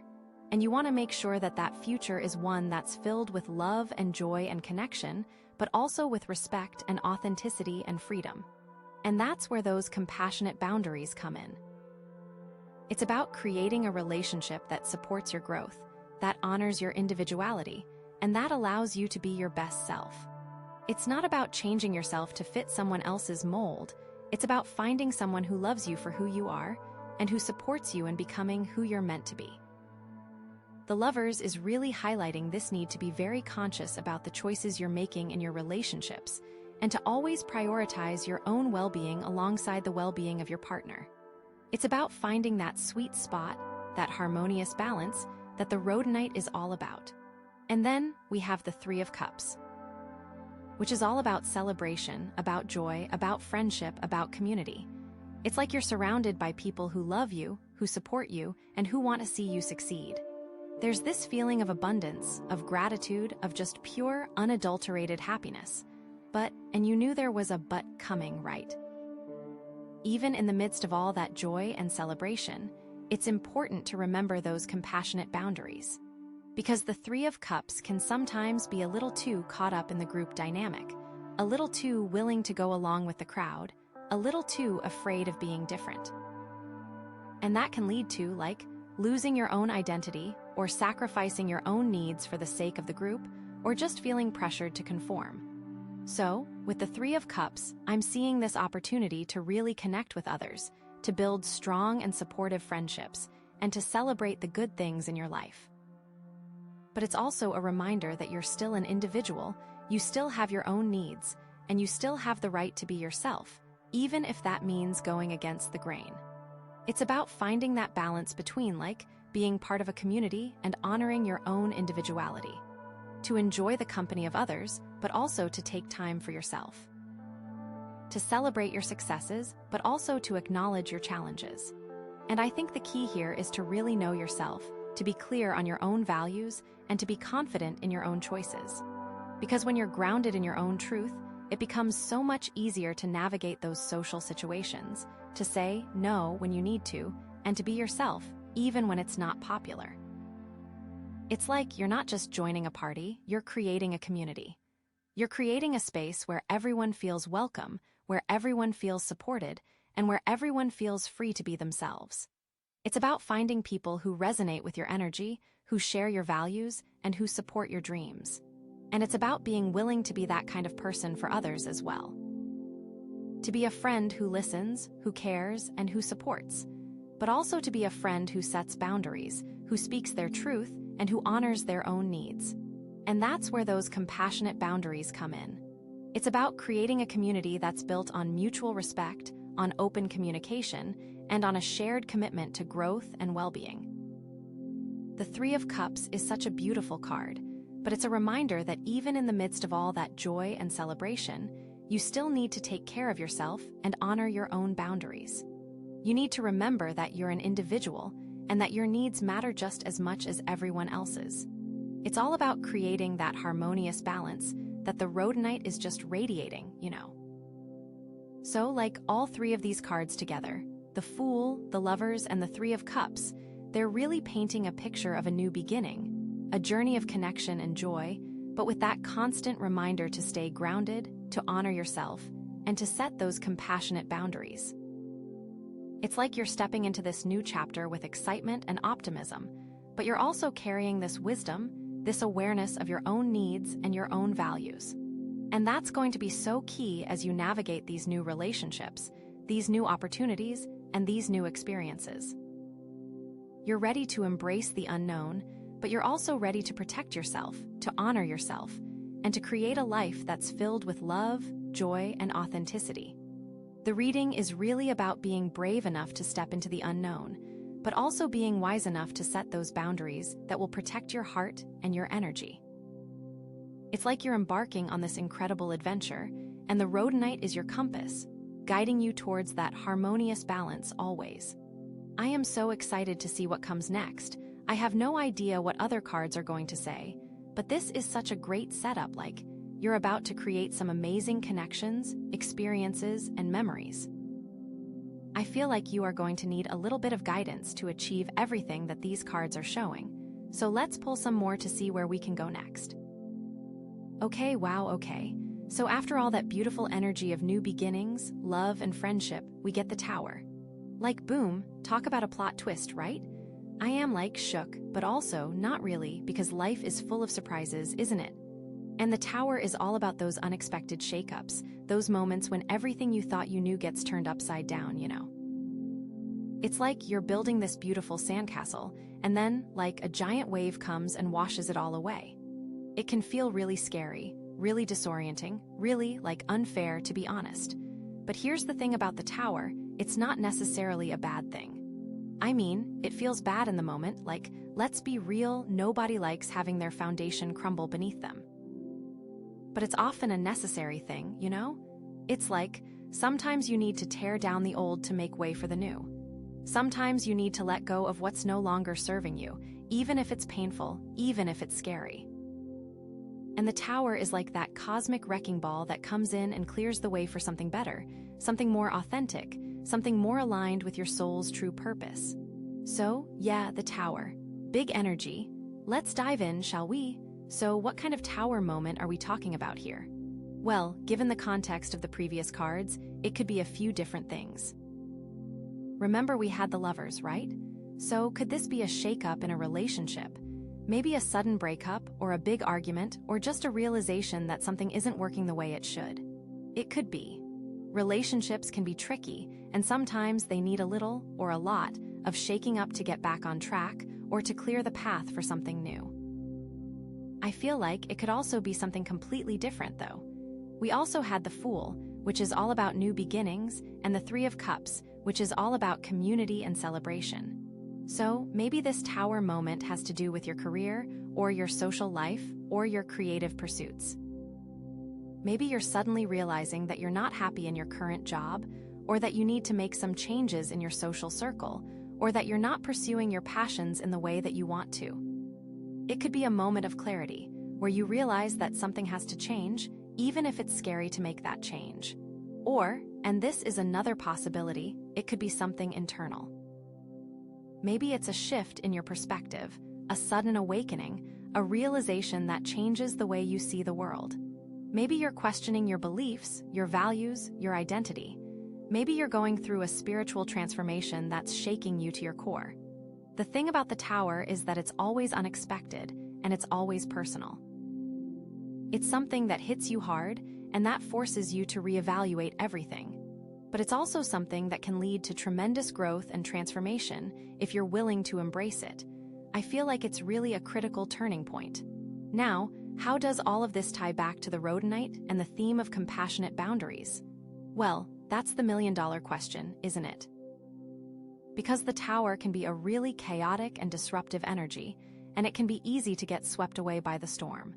But the key here is to remember those boundaries, to remember to honor yourself and others, even in the midst of the chaos. If this is a relationship shakeup, it's important to communicate your needs clearly and compassionately. To be honest about how you're feeling, but also to be respectful of the other person's feelings. It's about finding a way to navigate the situation in a way that honors both of your needs, even if that means parting ways. And remember, setting boundaries isn't about being mean or selfish. It's about protecting your own energy and well-being. It's about creating healthy relationships that are based on mutual respect and understanding. If this is a career or social life shakeup, it's important to be clear about what you want and what you're willing to tolerate. To set boundaries with your boss, your coworkers, your friends, your family. It's about saying no to things that drain you and yes to things that light you up. It's about creating a life that's aligned with your values and your passions, even if that means making some difficult choices. And if this is an internal shift, it's important to be gentle with yourself. To allow yourself to question your beliefs, to explore new ideas, and to redefine your identity. It's about being compassionate towards yourself as you go through this process of transformation. It's about honoring your own needs and your own boundaries, even if that means going against the grain. Because here's the thing, the tower can be a really isolating experience. It can feel like you're the only one going through this, like you're the only one whose world is falling apart. But that's not true. Everyone goes through tower moments in their lives. Everyone experiences those unexpected shakeups that force them to reevaluate everything. And the key is to remember that you're not alone and that you can get through this. Reach out to your friends, your family, your support system. Talk to someone who understands what you're going through. And remember to be kind to yourself, to be patient with yourself, and to trust that you're on the right path, even if it doesn't feel like it right now. It's all a part of your journey, all of this. Because the tower is ultimately about transformation. It's about breaking down the old to make way for the new. It's about letting go of what's no longer serving you and embracing what's meant to be. And even though it can be scary, it can also be incredibly liberating. It's like you're finally free from the constraints of the old, and you're ready to build something new, something better, something more authentic. This could lead you to find your bliss. Think about it, what if that relationship wasn't really serving you? What if that job was holding you back? What if those beliefs were limiting your potential?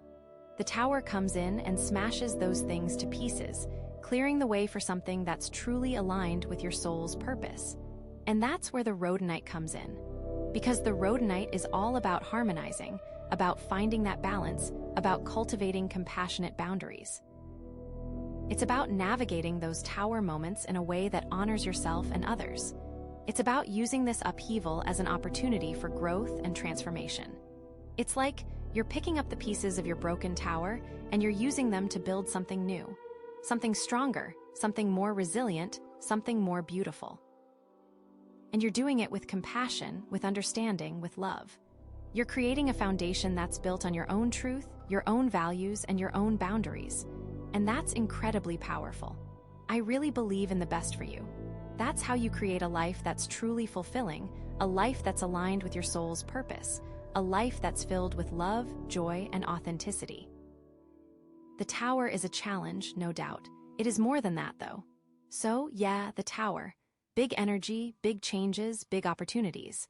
It's a wild card, for sure, but it's also a card of hope.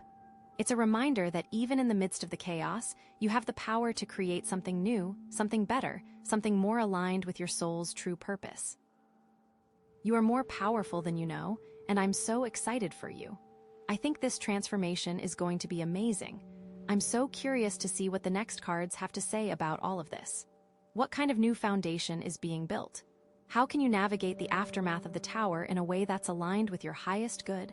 What's the next step on your journey? I am so excited to see what they are. Let's take a look. Okay, so, yeah, the tower.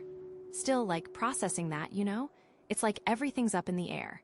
And like, remember how we were talking about it could be a relationship thing, a career thing, maybe even something totally internal. And how it's all about breaking down the old to make way for the new? Yeah, so, like, with that energy still hanging in the air, we get the Five of Swords.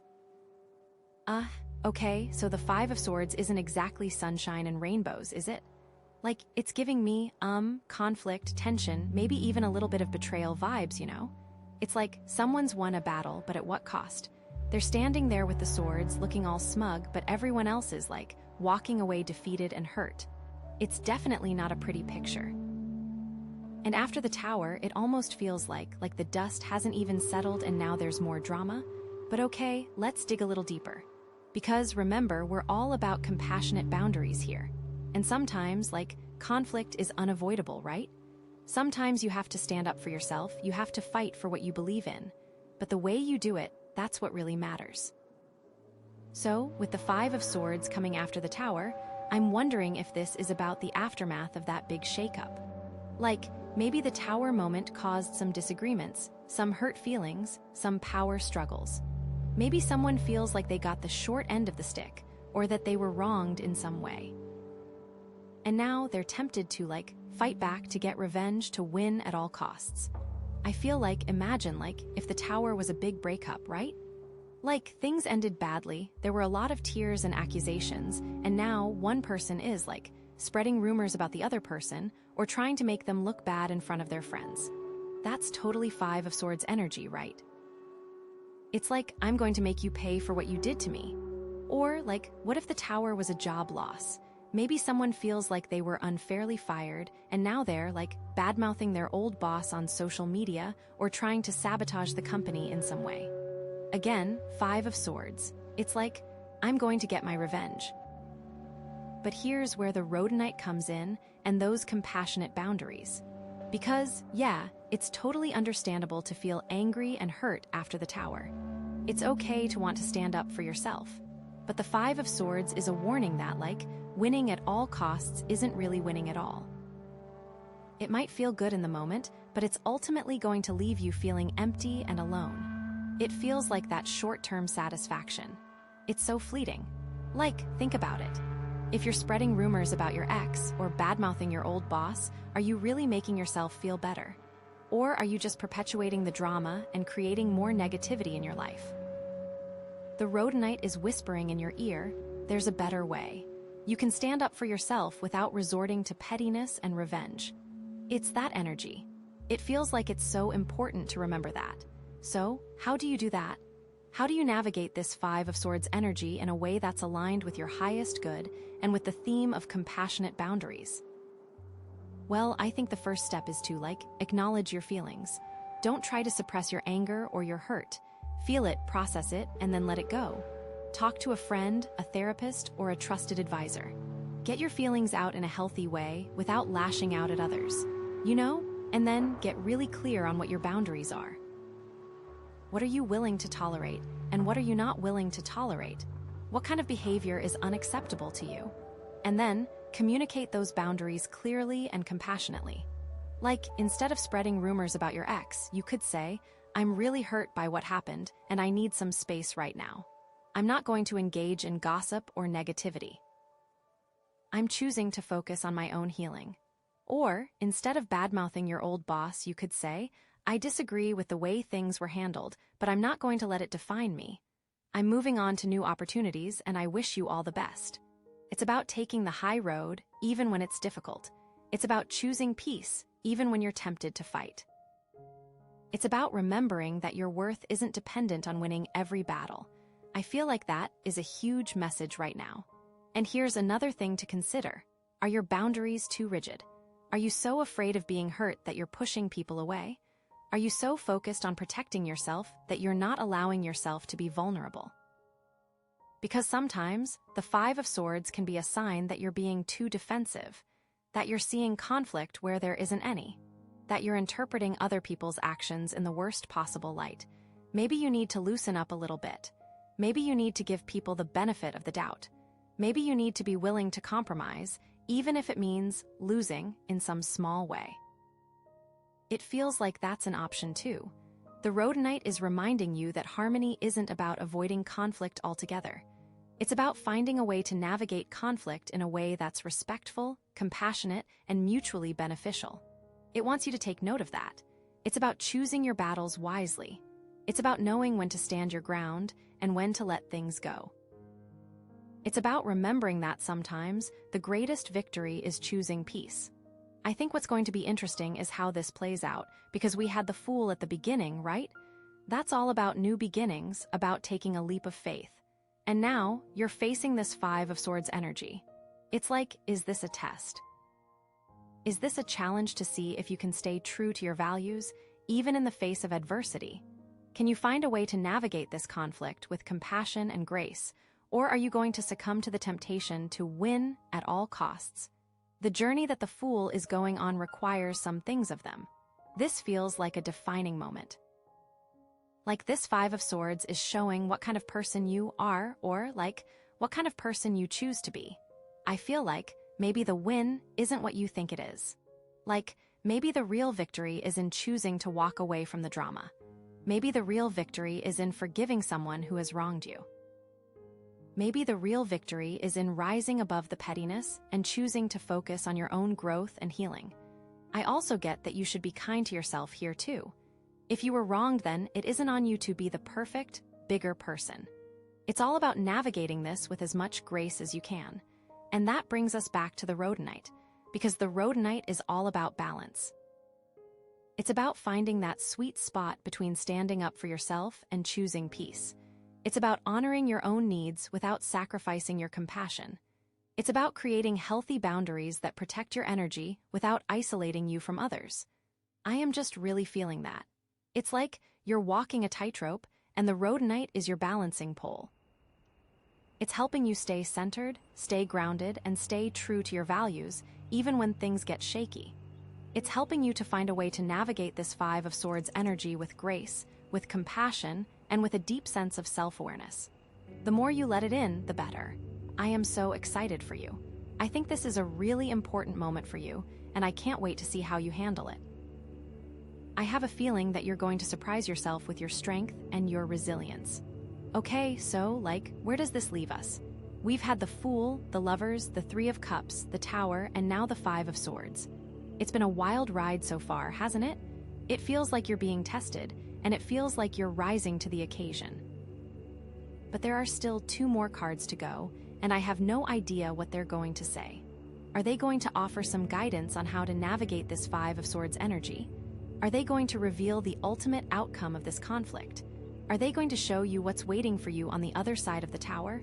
I'm so curious. I feel like this could go any way. Okay. After all that drama, seriously, the Tower and then the Five of Swords? Phew, we get the Wheel of Fortune. Oh my gosh, talk about a game changer, right? It's like after all that chaos, the universe is finally stepping in to turn things around, To shift the energy, to bring some good luck and good fortune your way, finally.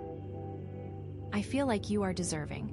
You've been through a lot, and this feels like a sign that things are about to get better. A lot better. The Wheel of Fortune, I feel like, is all about cycles, about the ebb and flow of life, about the fact that nothing stays the same forever. It feels like that's the main message. It's like you might be going through a tough time right now, but that doesn't mean it's going to last forever. The wheel is always turning, and eventually, you're going to come out on top, you know? Like, think of it like a roller coaster. You go up, you go down, you go through all these twists and turns, but eventually the ride comes to an end, and you're back at the beginning, ready to start all over again. And that's kind of how life is, too. So, yeah, the Wheel of Fortune. Major energy. Like, let's dig in. How does this connect to everything we've already talked about? Well, let's start with the Tower, because that's the most recent, like, big energy, right? Remember how we were saying that the Tower is all about unexpected shakeups, about breaking down the old to make way for the new? And how it can feel really scary and disorienting in the moment, but it's ultimately a necessary thing? Yeah, so the Wheel of Fortune is like, what happens after the Tower? It's like, after the dust has settled, after you've picked up the pieces, the universe steps in to help you rebuild, to help you create something even better than what you had before. I feel like I am really feeling that. I think it is so important to remember that the Wheel of Fortune is not just about good luck. It's also about fate, about destiny, about the fact that some things are just meant to be. So maybe the Tower was fated to happen. Maybe it was a necessary step on your journey, even though it didn't feel like it at the time. Maybe it was meant to clear the way for something amazing to come into your life. That energy.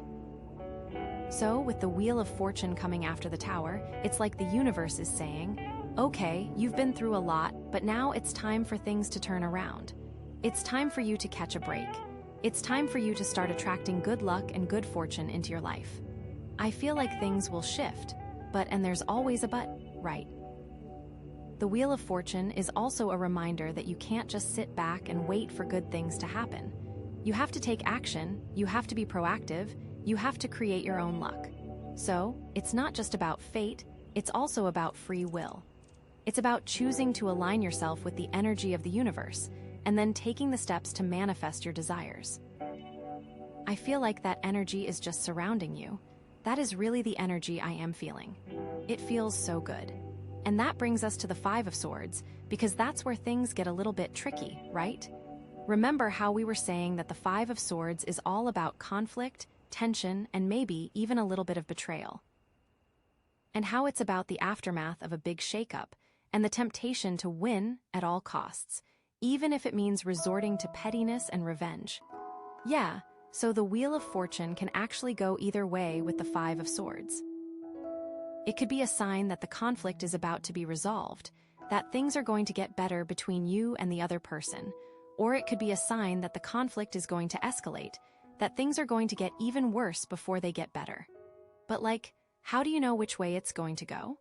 Well, that's where the Rhodonite comes in, and those compassionate boundaries.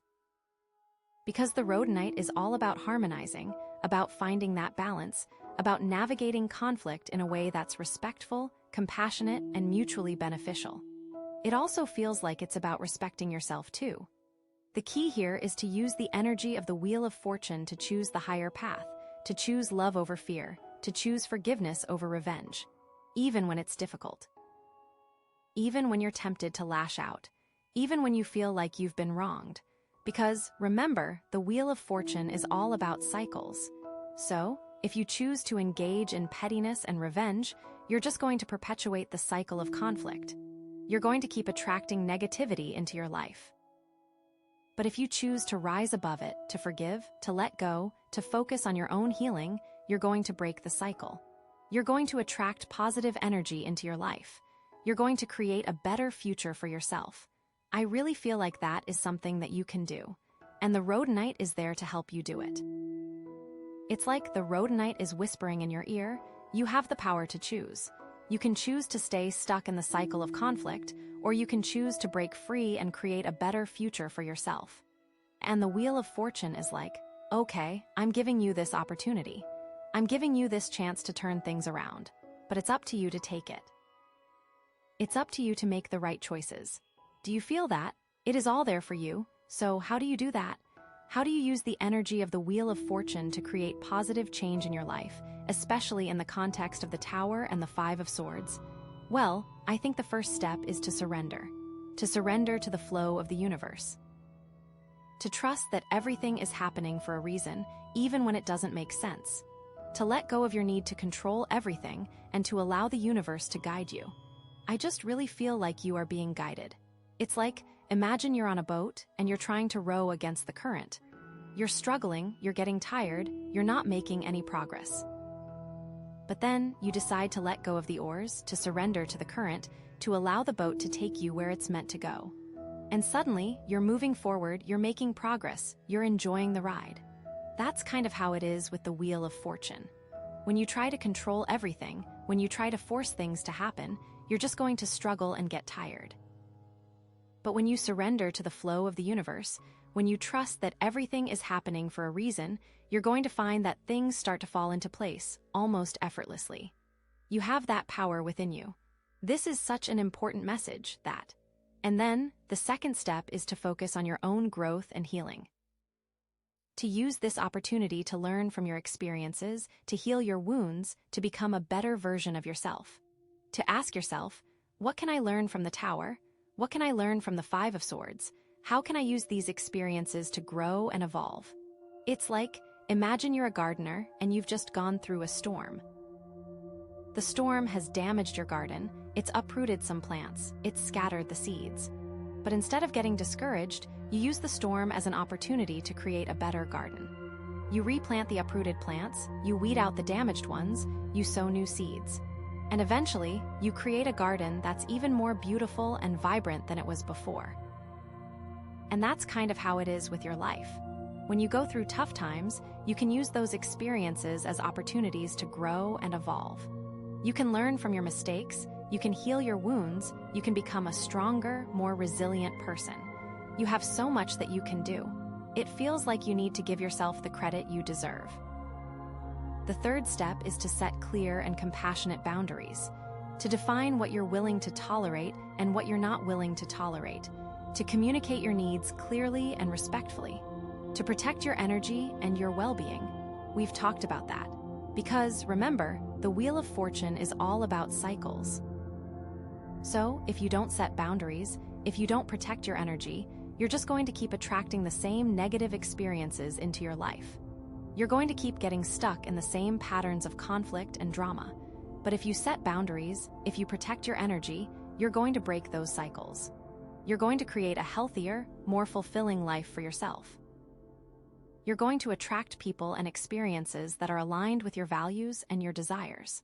I really do feel that is something that you can do.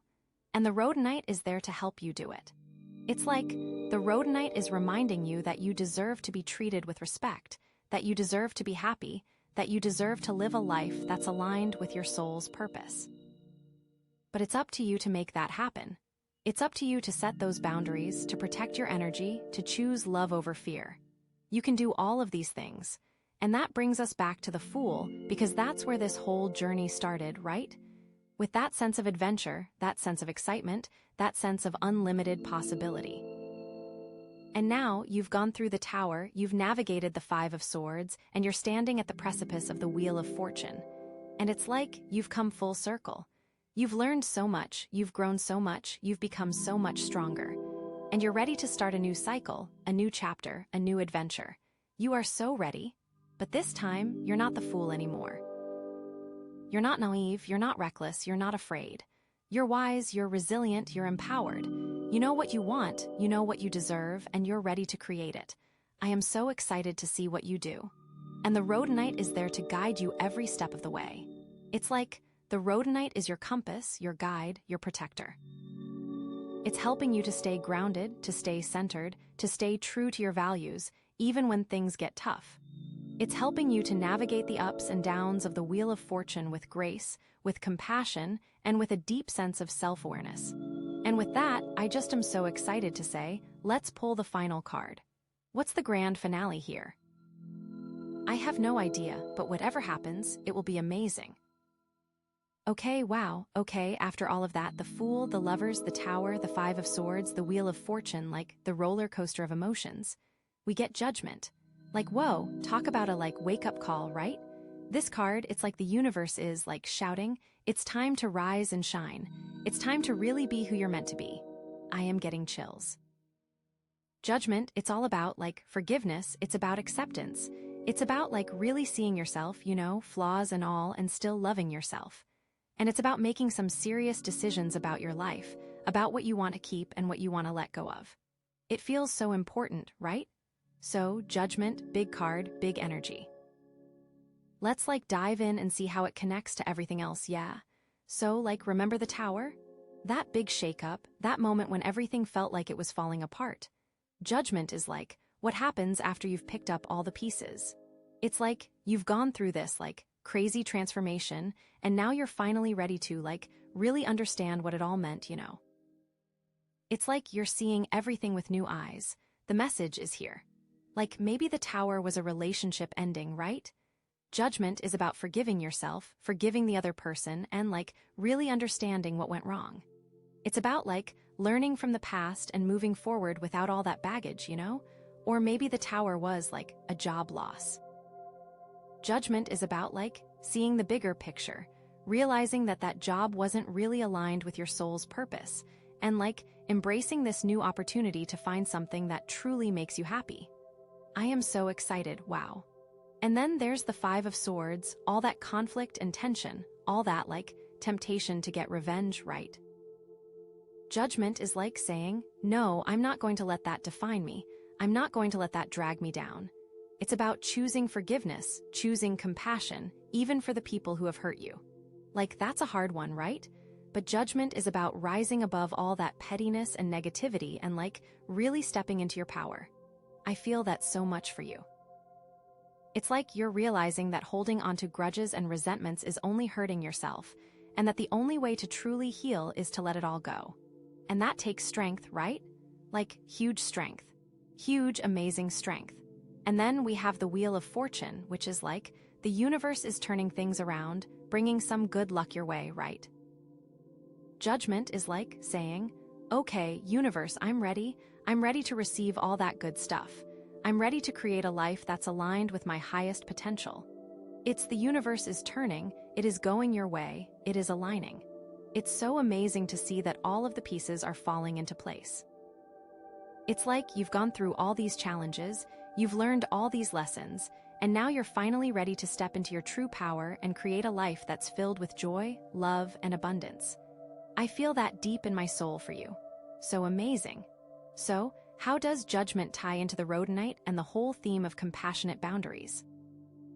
Well, it's all about, setting those boundaries from a place of love and understanding, It's not about being harsh or judgmental, it's about, really honoring your own needs and your own values, while also being compassionate towards others. This is so cool to watch. Maybe you need to set boundaries with your family, right? Judgment is about doing that from a place of love, understanding that they may not always understand you, but that you still deserve to be treated with respect. I feel that is so huge. It's also about understanding yourself. I am really feeling that. Or maybe you need to set boundaries with your friends. Judgment is about doing that from a place of honesty, communicating your needs clearly and compassionately, and being willing to walk away if they're not able to respect those boundaries. That might sound harsh, but you have to be kind to yourself. It is what you deserve. Judgment is it's about making those choices that are aligned with your soul's purpose, even if they're difficult, even if they mean saying no to people you care about. I feel that is such a big deal and really taking your life into your own hands. To say no and to respect yourself. And it's about forgiving yourself for past mistakes, for not always getting it right, for not always setting those boundaries sooner. It's about realizing that you're human, that you're going to make mistakes, and that the most important thing is to learn from those mistakes and keep moving forward. It's a continuous journey that you're on. Judgment feels so good with all of this, you're ready to claim what is yours. Judgment is all about personal responsibility, It's about taking ownership of your life, of your choices, of your actions. It's about realizing that you're not a victim of circumstance, that you have the power to create your own reality. It's such a beautiful, I am so happy to see that. It feels like you have the power to manifest the life that you want, to speak it into existence. That is huge and it feels amazing to see. I am in awe. It's about really understanding your own strengths and weaknesses, your own gifts and talents, and using them to create a life that's meaningful and fulfilling. Really, who are you and what is it that you want in this life? It's about shedding all those old layers of identity, all those limiting beliefs, all those stories that you've been telling yourself for years and stepping into your true authentic self. It feels so you, to just be who you are with no apologies. That is powerful. It is a powerful message that is coming through so strongly. Judgment is just really asking you, what's next? Now that you've gone through all of this, now that you've learned all these lessons, now that you've forgiven yourself and others, what are you going to do with your life? How are you going to use your gifts to make a difference in the world? How are you going to create a life that's truly aligned with your soul's purpose? I feel like you know it, and it's burning inside of you. You just have to do it. Don't second-guess yourself. And it's about trusting your intuition, about listening to that still, small voice inside of you that's always guiding you, even when you don't realize it. Listen to that voice. It knows you. It knows what you need. It's about taking risks, about stepping outside of your comfort zone, about doing things that scare you, because that's where the magic happens, right? About betting on yourself. Judgment is just really about being brave, about being bold, about being unapologetically yourself. It's about living your life to the fullest, with passion, with purpose, and with a deep sense of gratitude. I am so excited. This is so awesome. Just embrace it. And it's about remembering that you're not alone, that you're connected to something bigger than yourself, that you're part of this, amazing, interconnected web of life. To know you're not alone is such an amazing feeling. Judgment is saying, okay, you've been given this gift of life, now what are you going to do with it? How are you going to use it to create a better world for yourself and for others? I feel like you know this, you are going to do it. What is burning in your heart? I feel like you are ready to go. It feels amazing to be on the precipice of it. What do you want? Really focus in on it, feel it, claim it. You are so deserving of it. Judgment is here to say, go for it, let it all go. And just reach for the stars. The energy is so amazing. I am so excited for what you are capable of and what you will achieve. I believe in you and the universe believes in you. With all of that, the Rhodonite and your compassionate boundaries, the way you are going to treat yourself, and all the ways in which you have grown, you are ready to flourish and be the beautiful soul that you came here to be. I am sending you so much love and all of the excitement in the world for this new chapter. I feel like the new chapter will be everything you have ever dreamed of. It will be bold, exciting, and new. And with all that you have learned and the way that you are, you will never be knocked down. You are capable of getting through anything. I feel like judgment is the best way for the story to end because it feels like a new beginning, and it is all there for you to explore. Never let that light dim and shine brightly as you can. Okay, wow. Okay, after all of that, the Fool, the Lovers, the Tower, the Five of Swords, the Wheel of Fortune, the roller coaster of emotions. We get the Devil. Whoa, talk about confronting your shadows, right?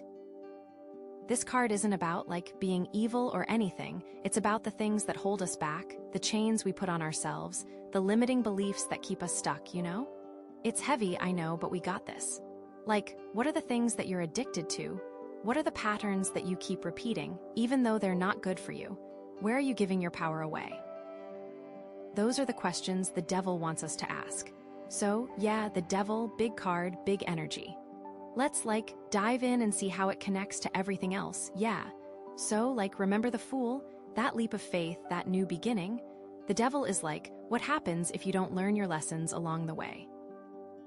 It's you start out with all this potential, all this excitement, but then you get caught up in these negative patterns, and you end up feeling trapped and unfulfilled.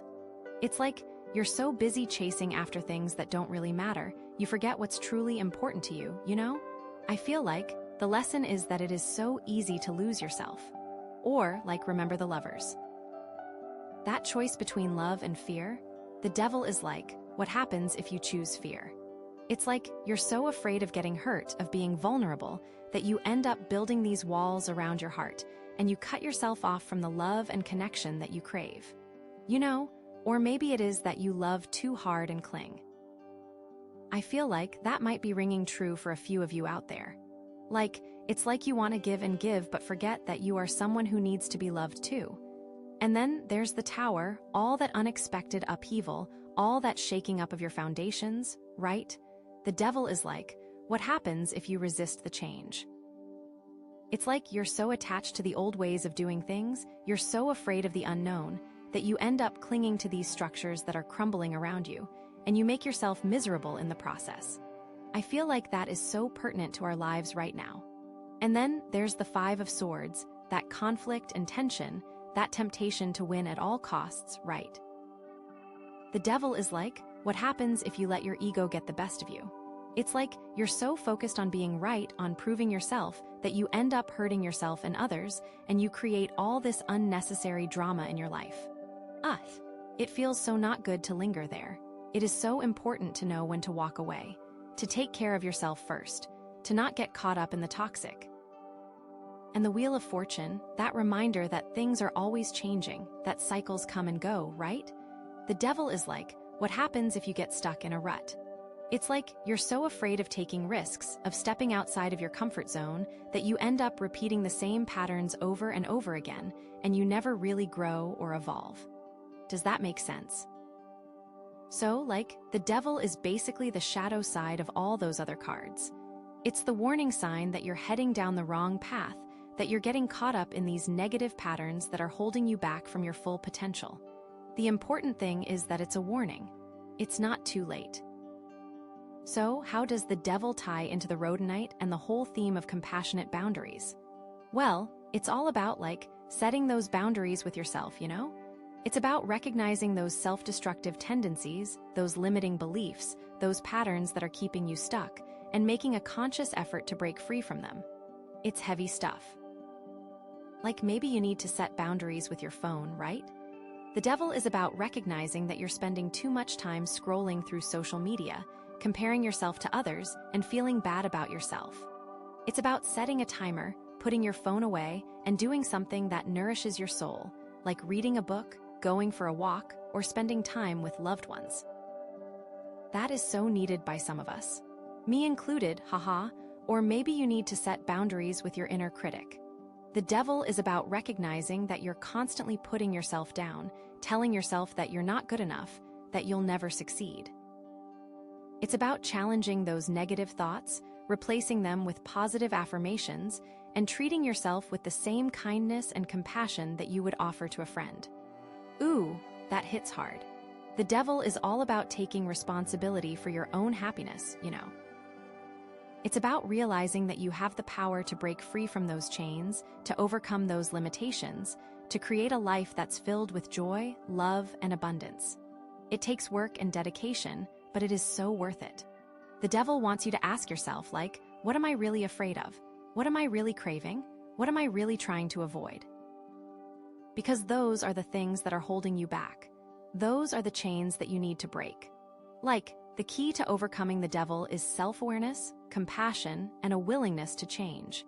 It's about recognizing your patterns, understanding your triggers, and developing healthy coping mechanisms. It's about forgiving yourself for your past mistakes and committing to a better future. You got this. It's about finding healthy ways to meet your needs without resorting to those self-destructive patterns. If you're feeling lonely, instead of scrolling through social media, reach out to a friend, volunteer your time, or join a club or organization. If you're feeling stressed, instead of numbing yourself with food or alcohol, practice yoga, meditate, or spend time in nature. The devil knows our weak spots and it uses them against us. But we have the power to take back control. We have the power to break free from those chains and create a life that is truly our own. I feel like you know it, and it's burning inside of you. You just have to do it. Don't second-guess yourself. And remember, you're not alone. Everyone struggles with their demons. Everyone has those patterns that they're trying to break. The key is to be kind to yourself, to be patient with yourself, and to never give up on yourself. You are worthy of love and respect, and you deserve to live a life that's filled with joy and fulfillment. And that brings us back to the Rhodonite, because the Rhodonite is all about balance. It's about finding that sweet spot between discipline and compassion. It's about setting boundaries that protect your energy without isolating you from others. It's about loving yourself unconditionally, even when you're struggling. I am just really feeling that. It's like you're walking a tightrope, and the Rhodonite is your balancing pole. It's helping you stay centered, stay grounded, and stay true to your values, even when things get shaky. And with that, I just am so excited to see not just what you do, but what you become. It's a beautiful journey. So pile 2, that's where I'm going to leave this reading. Thank you guys so much for watching and for letting me read for you. And thank you, like I said earlier, for letting my ads play in the background. That is one of the simplest and easiest ways to support me. But if you'd like to support me in other ways, like I said earlier, you can comment, let me know how it resonates. You can subscribe, click that little bell notification to be notified whenever you upload a new reading. Shout out to my notification squad, I love you guys. You can check out my merch, you can check out my candles, be sure to use code ASO10 for 10% off. You can check out other videos. You may want to check out my union reading if you haven't checked that one out. That could be really helpful for you. But that is all I have for you guys, so thank you so much for watching and for letting me read for you. I hope you all have a wonderful day or night whenever it is that you're watching this video, and I hope you'll come back and see me again soon.